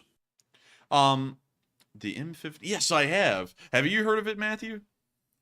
I don't think so. So this thing is like a trapezoid-looking weird thing. It's got 6 105mm recoilless barrels on top of it, and this thing was used in Vietnam. Who makes this thing? America. America? America! Here's a pig. That's actually something that I thought the Russians might have made, like from just the looks of it. I have no idea why we made this thing. I'm honestly at a loss. You can also see a picture of one right here in Vietnam again. I don't really get what the point of them was, but I mean, I guess it could operate in somewhat confined areas, but I just don't get it. Anyways, let me go and pull up the history of this thing, and let's see why it was made, because I still have no idea. It's actually 106mm recoilless rifles, but let's see. It was produced in limited numbers for the U.S. Marines after the U.S. Army canceled the project. The Marines consistently reported excellent results when they used the Ontos for direct fire support against infantry in numerous battles and operations during the Vietnam War. The American stock of Ontos was largely expended towards the end of the conflict, and the Ontos was removed from service in 1969. So it didn't last long, but it was cool. And apparently the Marines loved this thing. They just drove it around everywhere and used it wherever. Oh, of course the Marines loved it. The more guns, the better. Dude, the Marines saying they were working off of a shoestring budget from the Department of the Navy get this weird looking thing. They're like, it's great. It's like, it's brilliant. It's not old. It's actually new. So they were actually happy for it. But I mean, like, hell, if it worked for them, I guess it's as good as anything else. So with that, I hope that does address that fairly well. And thank you so much once again for sponsoring the live chat, CK Bold, and I hope we addressed that fairly well. And with that, we're on to the next one. And also, real quick, I saw TTCMZX say, Enforcer Matt, do you think there's a bunch of Russian trolls in the chat based off the influence you've gained? Oh, absolutely, 100%, like no doubt about it. I remember when I first started doing this with the Enforcer, I always thought, you know, everything that was said in the chat was just something that actually had a lot of weight to it. But once I realized there's a lot of trolls in here, like I just started letting the stuff roll off my shoulders. But because I realized that there's just literally propaganda trolls running around everywhere, as y'all know, every single night. And I would say typically I take probably about 25 or 30 out per night. But on a bad night, it's maybe like 60 or 70. But the bots are still out in full force even today. Yeah, the bots are out in full force, and I remember way back in the day, Matthew didn't understand why, before he joined the channel and started helping me out with this, why I would go through and I would just ban people on the spot. Because back in the day, I was the only one who would do it. So I would go through and I would see a bot, boom, banned. I would see another bot, boom, banned. And you could spot them easily after a while. And my whole family was like, why are you doing that? Why aren't you allowing people to say stuff? Because, and you know, I would just say because they're in here trying to stir up trouble. And that's all they were doing. Whenever people come in here with a pro-Russian opinion, they're not here to actually have a conversation about it or bring up good points. They're here to throw in zingers or to try and infuriate people and piss them off. And the zingers don't even work well because when they sit there and go, oh yeah? why are we fighting the Ukrainians then if they're not bad people? It's like, well, because it's for strategic reasons, you know, and then they don't take that. Then they sit there and go, you're stupid, you're a sheeple, or something like that. And it's like, okay, whatever, goof. You know, I want to say something else, but goof. And then you go and ban them. So, yeah, Matthew actually learned after a while that you just end up banning him on the spot. Honestly, Matthew's gotten a little bit more vehement with it than I ever did sometimes, because I'll see him ban people on the spot for something. He's like, whoa, I'd be like, dang, look at him go. That's because I've studied the pattern that the bots follow, and they follow the exact same pattern every single time. Matthew, innocent comment, slightly more inflamed comment, and then outright insanity. Matthew turned into Darth Vader with like Obi-Wan Kenobi. Matthew, you came back and you said, when you left, I was nothing but the student. Now I am the master. You just started banning people everywhere. I was like, dang. But still, it's good. But you gotta admit though, like early on when you really didn't know all about like the bot presence online, the comments used to bother me. Like I have to admit, like they used to bother me. I used to think, what? Somebody would say something like that. But then after like a couple of weeks, I was like, wait a minute.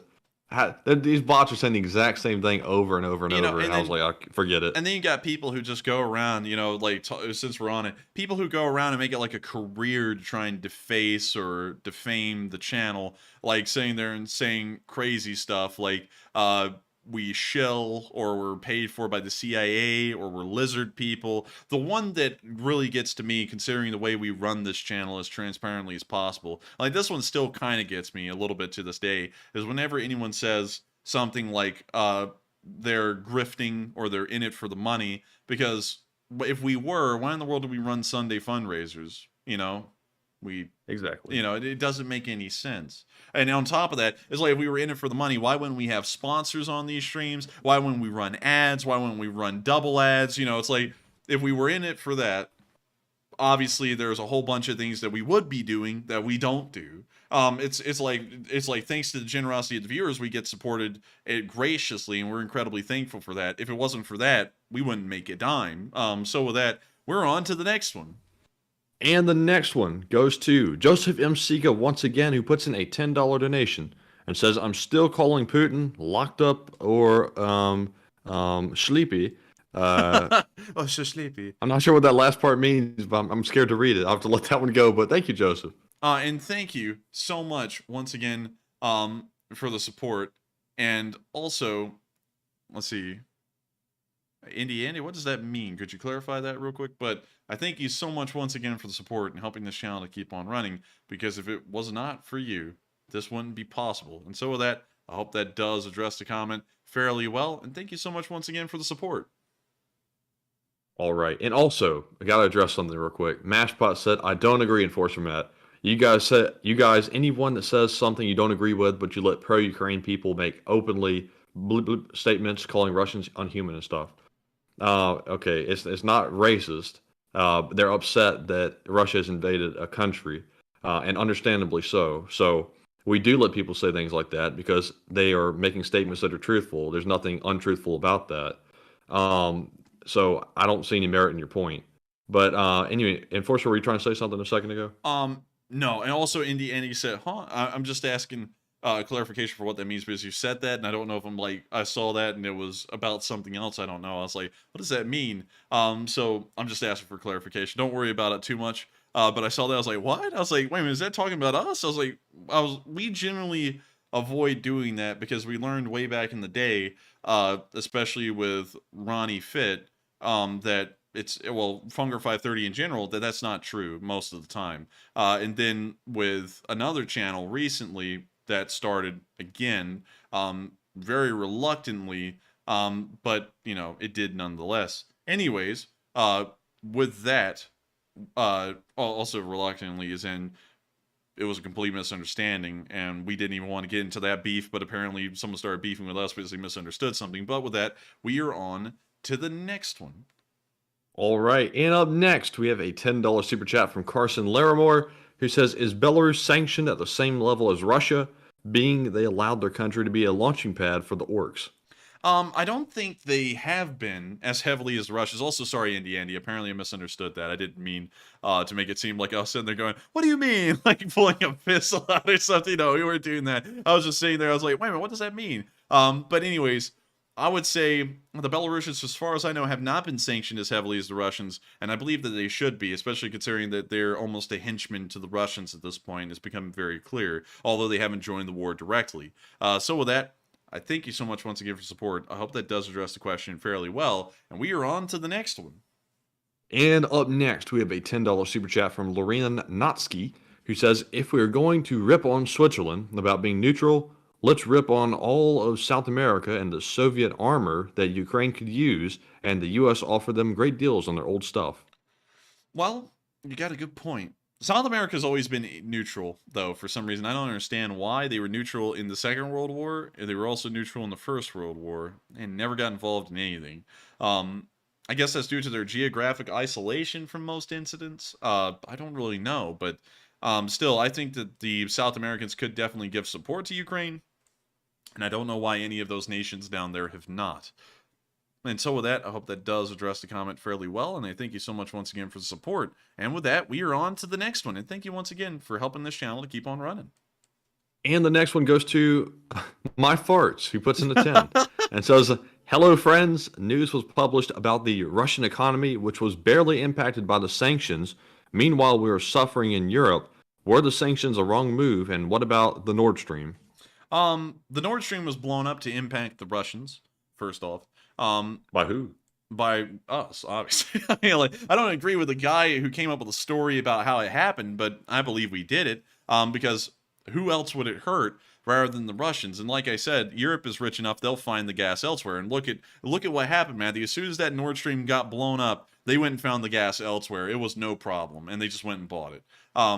So obviously that was never going to be a problem for the Europeans. I don't know how the Europeans are suffering, because you say they are, yet we have a lot of European viewers here on stream, and none of them have ever mentioned that they're suffering and they're being bled dry and they're dying. So I haven't heard that. And, you know, I have British moderators, and I've never heard any of them, like Iceland, say that they're having a hard time. I haven't heard anyone say that really their lives have changed at all in Europe because of this war.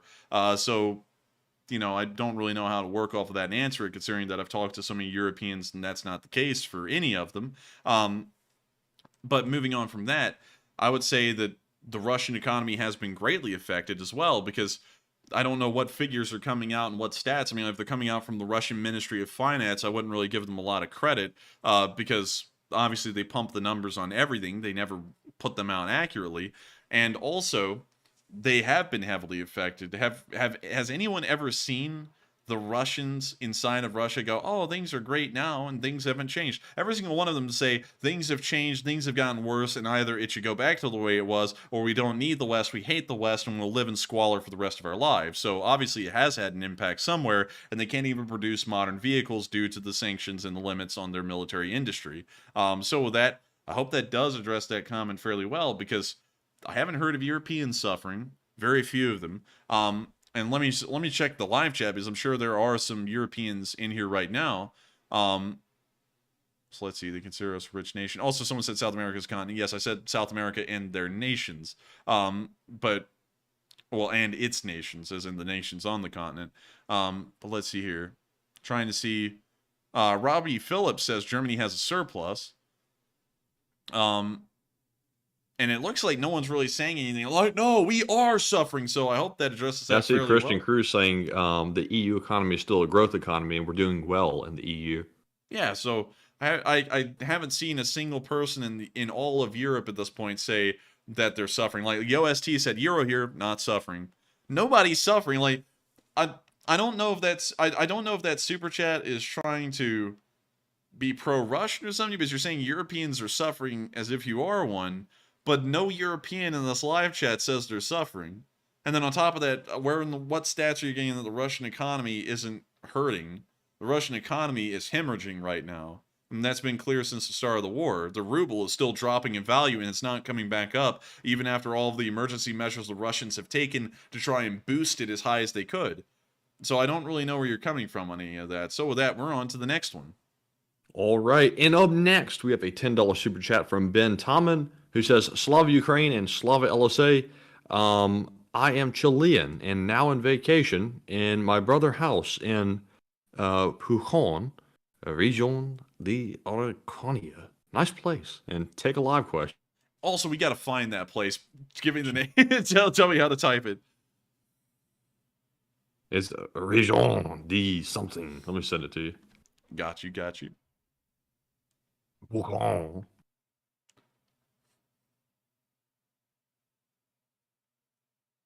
Let's see.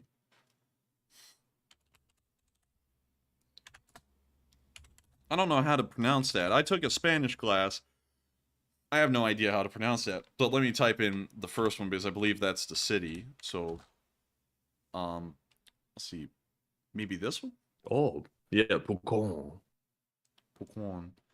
Where is this? Is this like in Patagonia? It's kind of getting down there. Not really.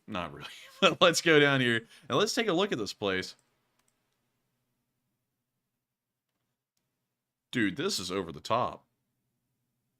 Oh, wow. That is... What in the world's up with those buildings, though? They look like Swiss hotels, don't they? Yeah, this doesn't look like South America. Man, this is nice. I never knew about those. I never knew about this either. Look at this. Look at that. Dude, this is too nice. What the hell? Wow, That's actually very nice. This is incredible. You know, actually, this looks a lot like Germany. Uh-oh. Uh-oh. I think we just got down to the bottom of this. Oh, my gosh. But it's nice. Oh, look, wait a minute. Is that volcano, like, smoking? Oh, that's nothing. Ah, it's probably nothing. Probably just a little pressure. Hold on, pressure's on me. Oh.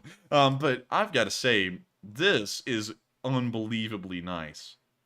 Way too nice. This is literally like Germany or Switzerland in the middle of Chile. I'm trying to make sure I pronounce that correctly because Chile is not the way you say it. It's Chile.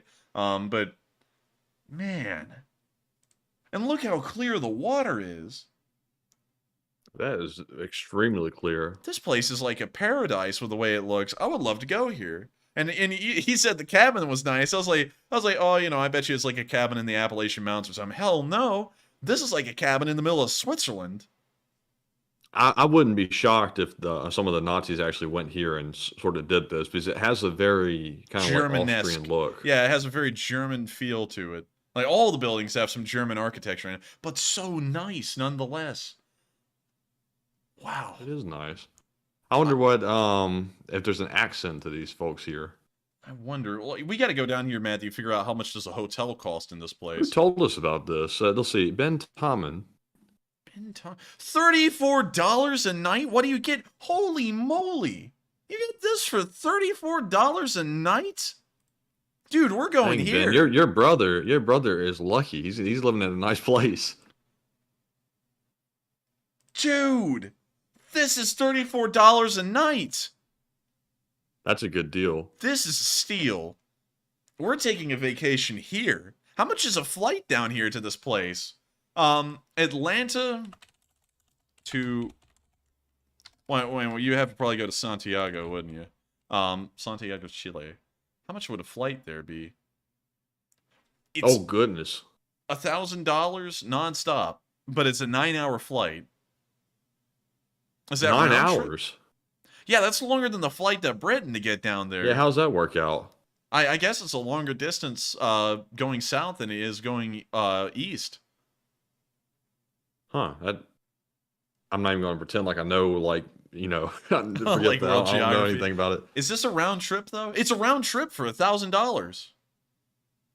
What's that mean? 625 kg CO2. That means the emissions that your seat costs. Like, you know, how much emissions is the plane going to emit? You know, anyways, we're not. Why is that relevant to somebody buying a ticket? I don't really know. I don't know. But man, I cannot believe this. This is crazy. You can go for $500 on a one-way trip. You can go down there for $34 a night into this place. If I had known, Matthew, if we had known about this place, man, we should have an LSA meeting here. We should. This should be the LSA meeting place on Lago Villarica. Also, Matthew, we'll have to make sure to drop by the Supermercado and get some groceries. But with that, I hope that does address that fairly well. Thank you so much once again for the support and helping this channel to keep on running. And with that, We are on to the next one, but I also wait a minute. He had more to that super chat. I just got completely blown away by where he is. And also, Mandy, I think the tourism board of Chile is about to come and give us like some kind of gift for what we've done, because we just gave Chile a massive plug for their tourism. Yeah, seriously. Excuse me. Also, Ben asked for a live chat question. So that question goes to, let's see here, David Miller, who says, this is breaking news. Russia just announced plans to invade Moldova from Transnistria and blame it on Ukraine. What are your thoughts? Well, I don't know why they would say that, because if they say we have a plan to invade someone, then we're going to blame it on someone else, they're kind of giving away that it's already them. So I would doubt that they would say that, but I do thank you for the support, and that would be my input on it. And so with that, we are on to the next one, and I thank you once again for the support. And the next one goes to Rocco World Domination, who puts in the 7 and says, I can't wait for the show on the 24th. Also, fun fact, there's a town called, let's see, let me... Oh, you know which one it is? No, I don't. Just send it to me real quick. I'm laughing about something else. All right. Let me get this. Oh man, dude, there's something wrong. I think I've talked so much, I've kind of made my throat sore over weeks on end, because it's hurting a little bit right now, but can't wait for the show on the 24th. Also, fun fact, there is a town called, I'm going to type that in real quick. So let's see where this is. In Saskatchewan. There's actually also one in Canada. Oh, wait a minute. I think we've seen this town. Wait, no, we haven't. And their slogan is, New York is big, but this, I feel like this is a play on something else, and I know that this is probably what their slogan is, but I'm not gonna say it out of an abundance of caution, just in case we're getting had by this town. But still, Igor in Slavo-Ukrainian, and we have to take a look at this town. So let me drop down in here. And probably everyone's getting a good laugh out of how I'm not even trying to say the name of this town, because I have a feeling I'm going to butcher it and then it's going to come out a totally different way. But also they have a Canadian national caboose. Oh, that's the same one in Calera. Home of the junior women's world curling champion, TJ Zurich, 2003. Hey, let's go TJ. Let's go TJ. And they have a Subway.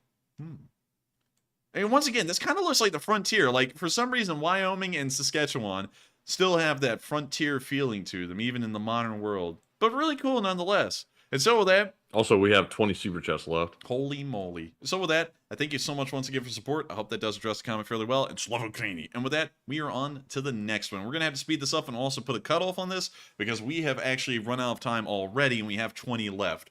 We've been enjoying ourselves a little bit too much tonight, Matthew. Make sure to take a note of that for tomorrow. But still... Thank you all once again. If you'll want to send in a super chat, please send one in tomorrow. You will be addressed then. But we can't address any more further on tonight. And so with that, we are on to the next one. All right, and the next one goes to Chip Kerwan, who puts in a 10 and says, on February 7th, check YouTube short, U.S. President says he'll shut down the Nord Stream 2 if Putin invades. And thank you for the support. I have seen that before, and I wouldn't doubt that the United States did it. It's just that, once again, I kind of doubt the story that's been put out about it. And so with that, I hope that does address that fairly well. Thank you so much once again for support. And with that, we are on to the next one. Call them out. Call them out. Call them out. And up next, we have a $5 super chat from White Lightning 777, who says, when can we expect to see Bradleys or Leopards in action in Ukraine? We can probably expect to see Bradleys in action soon, because the first batch has already been trained on them, and the Leopards should only be just a few more weeks now, maybe about 3 weeks or 3.5 at this point, from what we know. So with that, I hope that does answer that fairly well, and I thank you so much once again for the support. And with that, we are on to the next one. And up next, we have a $5 super chat from Dieter Herford, who does not leave a comment. But thank you very much, Dieter, for that support, and we appreciate you as always. And up next, we have a $5 super chat from Andre Mogasan once again, who says, are you guys following any Russian YouTubers like Inside Russia or someone other than 1420? Feel it's good to keep perspective. We have been following a couple of others here and there, but 1420 is usually the one we lean on, because 1420 does a pretty decent job at it. So with that, I thank you so much once again for support. I hope that does address the comment fairly well. And with that, we are on to the next one. And thank you once again for the support. And the next one goes to Chris Corvino, who puts in a 5 and says, Enforcer, do you think Putin will go all in on the Mobics to make up for the losses on the anniversary of the invasion? I think he definitely will go in all the way on the Mobics to make sure to make up for the losses and also the political losses that they've had so far in this war. So I think he will be throwing the Mobics into the meat grinder again like he has before. Bless you. And so with that, I thank you so much once again for the support. I hope that does address the comment fairly well. And with that, we're on to the next one. And the next one goes to Andre Mogasan once again, who puts in a 5 and says, Gucci Mercedes or not, nothing beats a Unimog. And thank you so much for the support. I would have to agree the Unimog is an incredibly good vehicle, but I have to say that one was very Gucci. The truck we looked at a little bit earlier, I gotta say, top of the line. And so with that, I thank you so much once again for the support. I hope that does address the comment fairly well, and thank you for helping this channel to keep on running. And with that, we're on to the next one. And up next, we have a question from Dragon Ice Lake of Fire, who puts in a 5 and says, hey, turn on closed caption. It would help people who don't understand English that well. And I thank you so much for support and a pretty good recommendation. We would turn on closed captioning. However, there is a small issue because that closed captioning is made at the moment, and YouTube does not allow us the ability currently at the moment to turn on closed captioning ourselves and also create it. And it'll also be a very big time sink in the middle of the day to make sure to try and sit here and write out all of the subtitles for 3.5 hours of a show, unfortunately. But I do understand what you're saying, and I thank you so much once again for the support, but sadly, I don't think we'll ever be able to do that. And so with that, I thank you so much once again. I hope that does address the comment fairly well. And with that, we're on to the next one. But remember, without your support, this wouldn't be possible, and I'm sorry I'm talking so quickly, but we have I think we have 17 of them, and we always make sure to answer every single super chat every single night, and we don't want to miss one. And so with that, we're on to the next one. Thank you once again. And up next, we have a $5 super chat from Philip Fixes, who says, this is for you, Matt. Enforcer, please briefly describe the Great Emu War, the most embarrassing military defeat in world history, and Slav Ukraine and LSA. It is not the most embarrassing defeat in military history, but I will talk really quickly about the Emu War. Back in the 1920s and 1930s, there was a huge problem in Australia where these small emu birds, well, not small, they were actually fairly large, emu birds were going around and eating the crops of Australian farmers. The Australian farmers wanted to go out with guns and kill them, but the Australian government decided that they had a better idea, and they would take the army out there and they would blow these emus away and make sure that they stop eating the crops, so that way the farmers can get a little bit of an easier time considering the economic hardships they were going through. So they sent the army out, they tried to shoot the emus, all their guns jammed, the emus actually just ran away, they never killed any of them. So finally, about a year or two later, they finally gave the Australian farmers guns to kill the emus with, and that was far more successful than the Australian army trying to deal with the emus instead. And so the Australian army was technically defeated by emus in the middle of a war in the 1930s. And so with that, I thank you so much once again for the support. I hope that does address the comment fairly well, and I hope that gives a brief synopsis and history in a matter of a few seconds about the Emu War. And so with that, we're on to the next one. Thank you once again for the support, and no one can blame the Australians for getting beaten by the bird. Of course, they weren't chicken, they were emus. And so with that, we're on to the next one. And up next, CME4PC says it's a law firm disclaimer practice session, and I would agree. And up next, we have a $5 super chat from White Line and 777, who says, here is a legal eagle question. Should eminent domain be used to recapture American assets stolen or brought by China? American assets can always be seized once again by eminent domain or just a passing of a law by Congress or executive order at any given moment. A foreign country does not have the right, like an individual, to own property or companies within the United States. So it's just a matter of the United States government stepping in and confiscating the company or the property and then auctioning it off to the public domain once again. And so with that, I thank you so much once again for the support, White Lightning 777. I hope that does address the comment fairly well, and thank you so much for helping this channel to keep on running. And with that, we're on to the next one. And also, good night to you trying to take Alaska. It was good seeing you. We'll see you tomorrow. And up next, we have a $5 super chat from Scott Yee, who says, missed Valentine's Day. Mention LSA and get 25% off your next flower order at Santiago Flores. Sorry, I always want to say that. Don't beat me up. And I thank you so much for the support. Pretty cool nonetheless. And also a pretty good little cheat. I'll try and remember that in the future. And I thank you so much once again for the support and helping this channel to keep on running. And of course, you have been a channel legend, been around for quite a while, and I thank you so much for helping this channel to keep on running. And I'm sorry that we're having to go over these so quickly. But with that, we're on to the next one. Thank you once again for the support. And up next, we have a $5 super chat from Tristar1, who says, "Your mom's a call. Buy your mom. Buy your mom a coffee too. Your mom's a buy a." Well, I thank you so much once again for the support. I think we got everything out that Matthew could ever think of. But of course, we will make sure to get a coffee, and we'll make sure to get her mom a coffee too. And so with that, thank you so much once again for the support. I hope that does address the comment fairly well. And with that, we're on to the next one. And up next, we have a $5 super chat from Madison Music Teacher, who says, NPR Today talked to a U.S. general. He said our mission is to support Ukraine achieve whatever they decide victory is, even retaking Crimea. And I thank you so much once again for support. And that is very interesting. I'm going to hear from an American general, because an American general does know the background situation that we want to make sure that the Black Sea Fleet is removed from Sevastopol and Crimea by the end of this war. That is our final goal by the United States. That is the best strategic situation we could be looking at going on in the future. And so I believe that we would like for the Ukrainians to retake Crimea, but we'll be okay and settle as long as Ukraine becomes a pro-Western country and is able to align itself with NATO in the future, because we also get something out of that as well, which is a closer access to Moscow and also Volgograd. And so with that, I thank you so much once again for the support. I hope that does address the comment fairly well. And with that, we're on to the next one. And up next, we have a $5 super chat from Bob Anon, who says, are the Russian RT presenters bots? They sure sound like CGI AI bots and seem to follow the same pattern that Matt mentioned. I would have to honestly tell you that they probably are bots or something similar, because the comments they make are absolutely stupid. Who in the hell would sit there and say that Putin gave the president of the United States permission to do something, and if he hadn't, the United States wouldn't have done that? That is absolutely asinine and stupid. And not only that, they've made a whole bunch of other stupid comments like that as well. So I would definitely agree with you that they may as well be bots, because they are dumb as hell. And so with that, I thank you so much once again for the support. I hope that does address the comment fairly well. And with that, we're on to the next one. And the next one goes to Junebug72, who puts in a 4 and doesn't leave a comment. But Junebug, thank you very much for the support, and we appreciate it very much. And thank you for helping to keep the lights on. And up next, we have a $3 super chat from Lurch Ebold, who says, do you think China will take this opportunity to bribe Russia for its high-tech weapons research, Su-57 Armada, etc., in exchange for ammunition and cheap tires?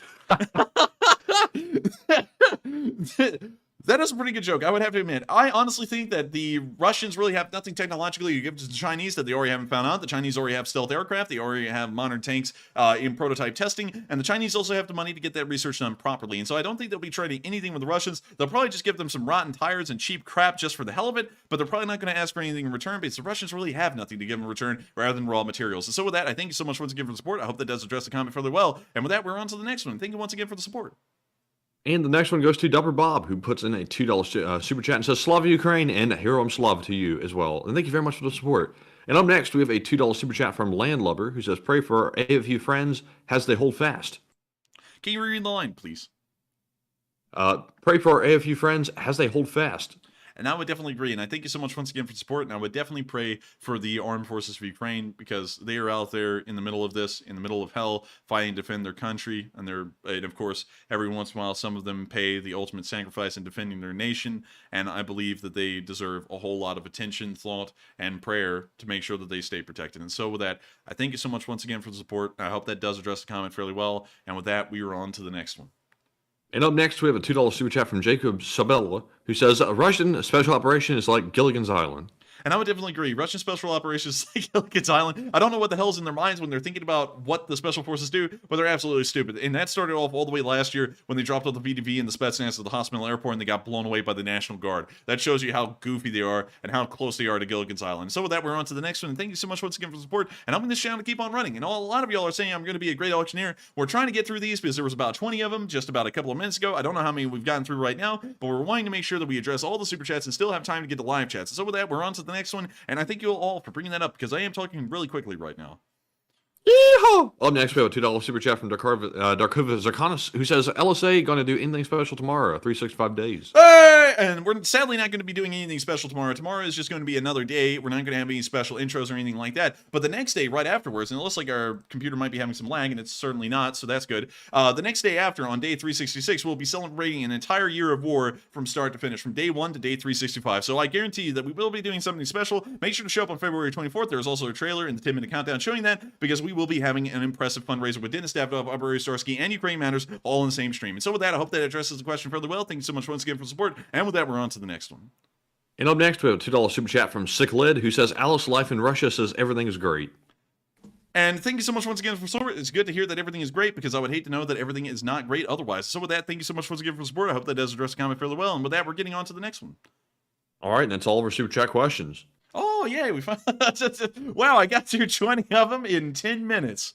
Not bad. So we know if we ever get in a crunch, I can go auctioneer mode. And so with that, of course, while we had to get through them all quickly, I wanted to make sure we could get to all of them and address them fairly well. So I just hurried up and cover the answers as fast as possible, but I want to thank each and every one of y'all so much once again for y'all's support, because while I had to get through y'all's super chats incredibly quickly here near the end, we still appreciate each and every one of y'all for helping this channel to keep on running, because of course without y'all support this wouldn't be possible. And so we're now moving on to our live chat questions, but due to time constraints I think we'll be able to only answer about 3 of them. But we did get one super chat from Phillips Fixes. I know it was the cutoff, and that's also why we were trying to hurry through and make sure to get to the super chats, but we will make sure to read off this one and then get to our 3 live chats. And Philip says, for Colas tomorrow. Enforcer just blew out his vocal cords. Don't read it. And take a breath. Take a breath of water. And I thank you for the support. A breath and a drink of water. I thank you for the support, Philip Fixes. I definitely promise you I didn't blow a fuse. Usually I just try and keep calm and relaxed. It takes a lot of mental effort for me to talk at a very fast speed, but I'll always want to make sure that we can cover every single super chat that's ever sent in, and some live chats too, because we never want to leave people out who are just here and watching and enjoying it.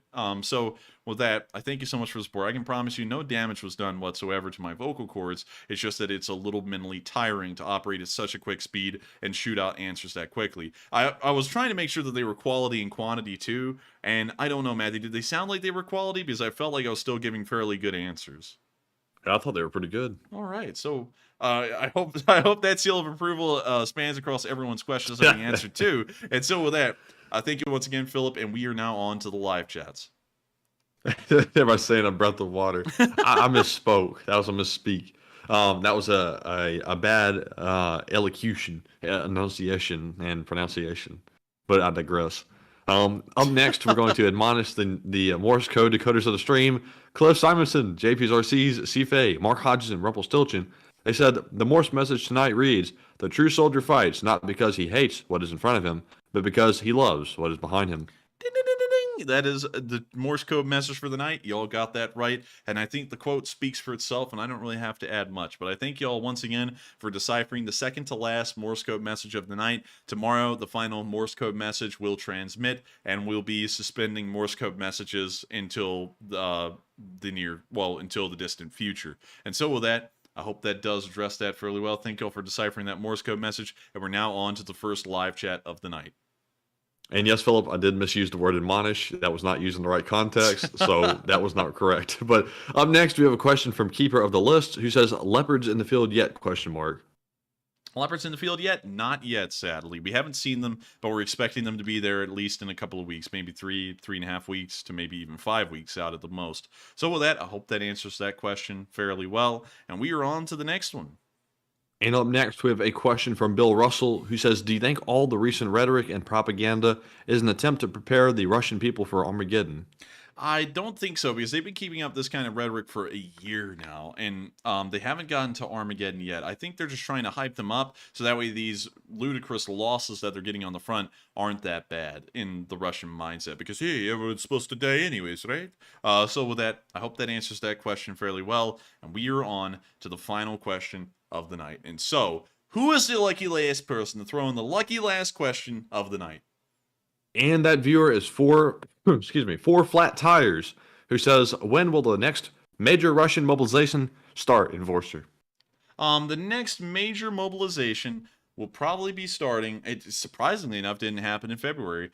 I don't really know when now, because we were thinking that they were holding it off until late February. It's late February now, and it hasn't happened. It doesn't even look like it's coming around. So maybe April would be my next guess. So with that, I hope that answers that question fairly well. And guess what? 3,217 of y'all have made it to the very end of tonight's stream. I thank you all so much once again for watching all the way from the start to the finish. It's been an absolute pleasure covering this news and, of course, answering everyone's questions as well. I thank all of the people who threw in super chats for the support, and I thank all of y'all who threw in live chats that we weren't able to get to for throwing in very thoughtful questions, and I hope we were able to answer the 3 that were answered fairly well, and I hope that those answers were what y'all were looking for, or at least helped in some way to find a good answer. And so with that, I thank you all so much once again for watching tonight's stream. I'll see you all tomorrow at 10 p.m. Eastern Time to cover the next 24 hours of the news of the war in Ukraine on a brand new week and at the very end of this year of war. Thank you all so much once again for watching. Have a great night. Take care. Good luck. And Operator Starsky literally made it into the end. Welcome in, Operator Starsky. You literally just missed me talking like an auctioneer, and we were rounding it out right now. But we will see Operator Starsky on stream on Friday. I think it'll actually be Saturday for him early in the morning. But still, we made also Starsky wanting to make sure we sent you some stuff on your email about how to join the stream. So just make sure to check out over there, and I also sent you some information as well on WhatsApp. Starsky literally joined right at the last minute. But with that, good night, good luck, take care, and I'll see you all tomorrow. And of course, Slava Ukraini. Oh, Pukan was a nice place, but Slav Ukraine. What the hell? Yes. The Leaf Spring Army sends its regards.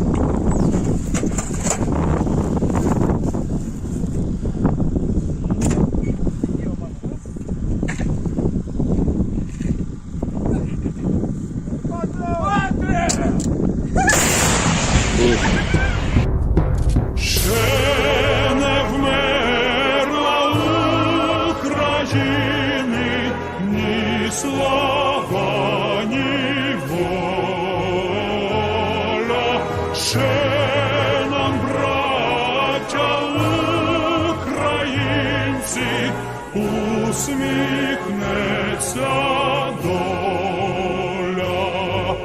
Згинуть наші вороженьки, як роса на сонці. Запануємо ми, браття, у своїй сторонці. Душу й тіло ми положим за нашу свободу і покажем, що ми браття козацького роду. Душу й тіло ми положим за нашу свободу.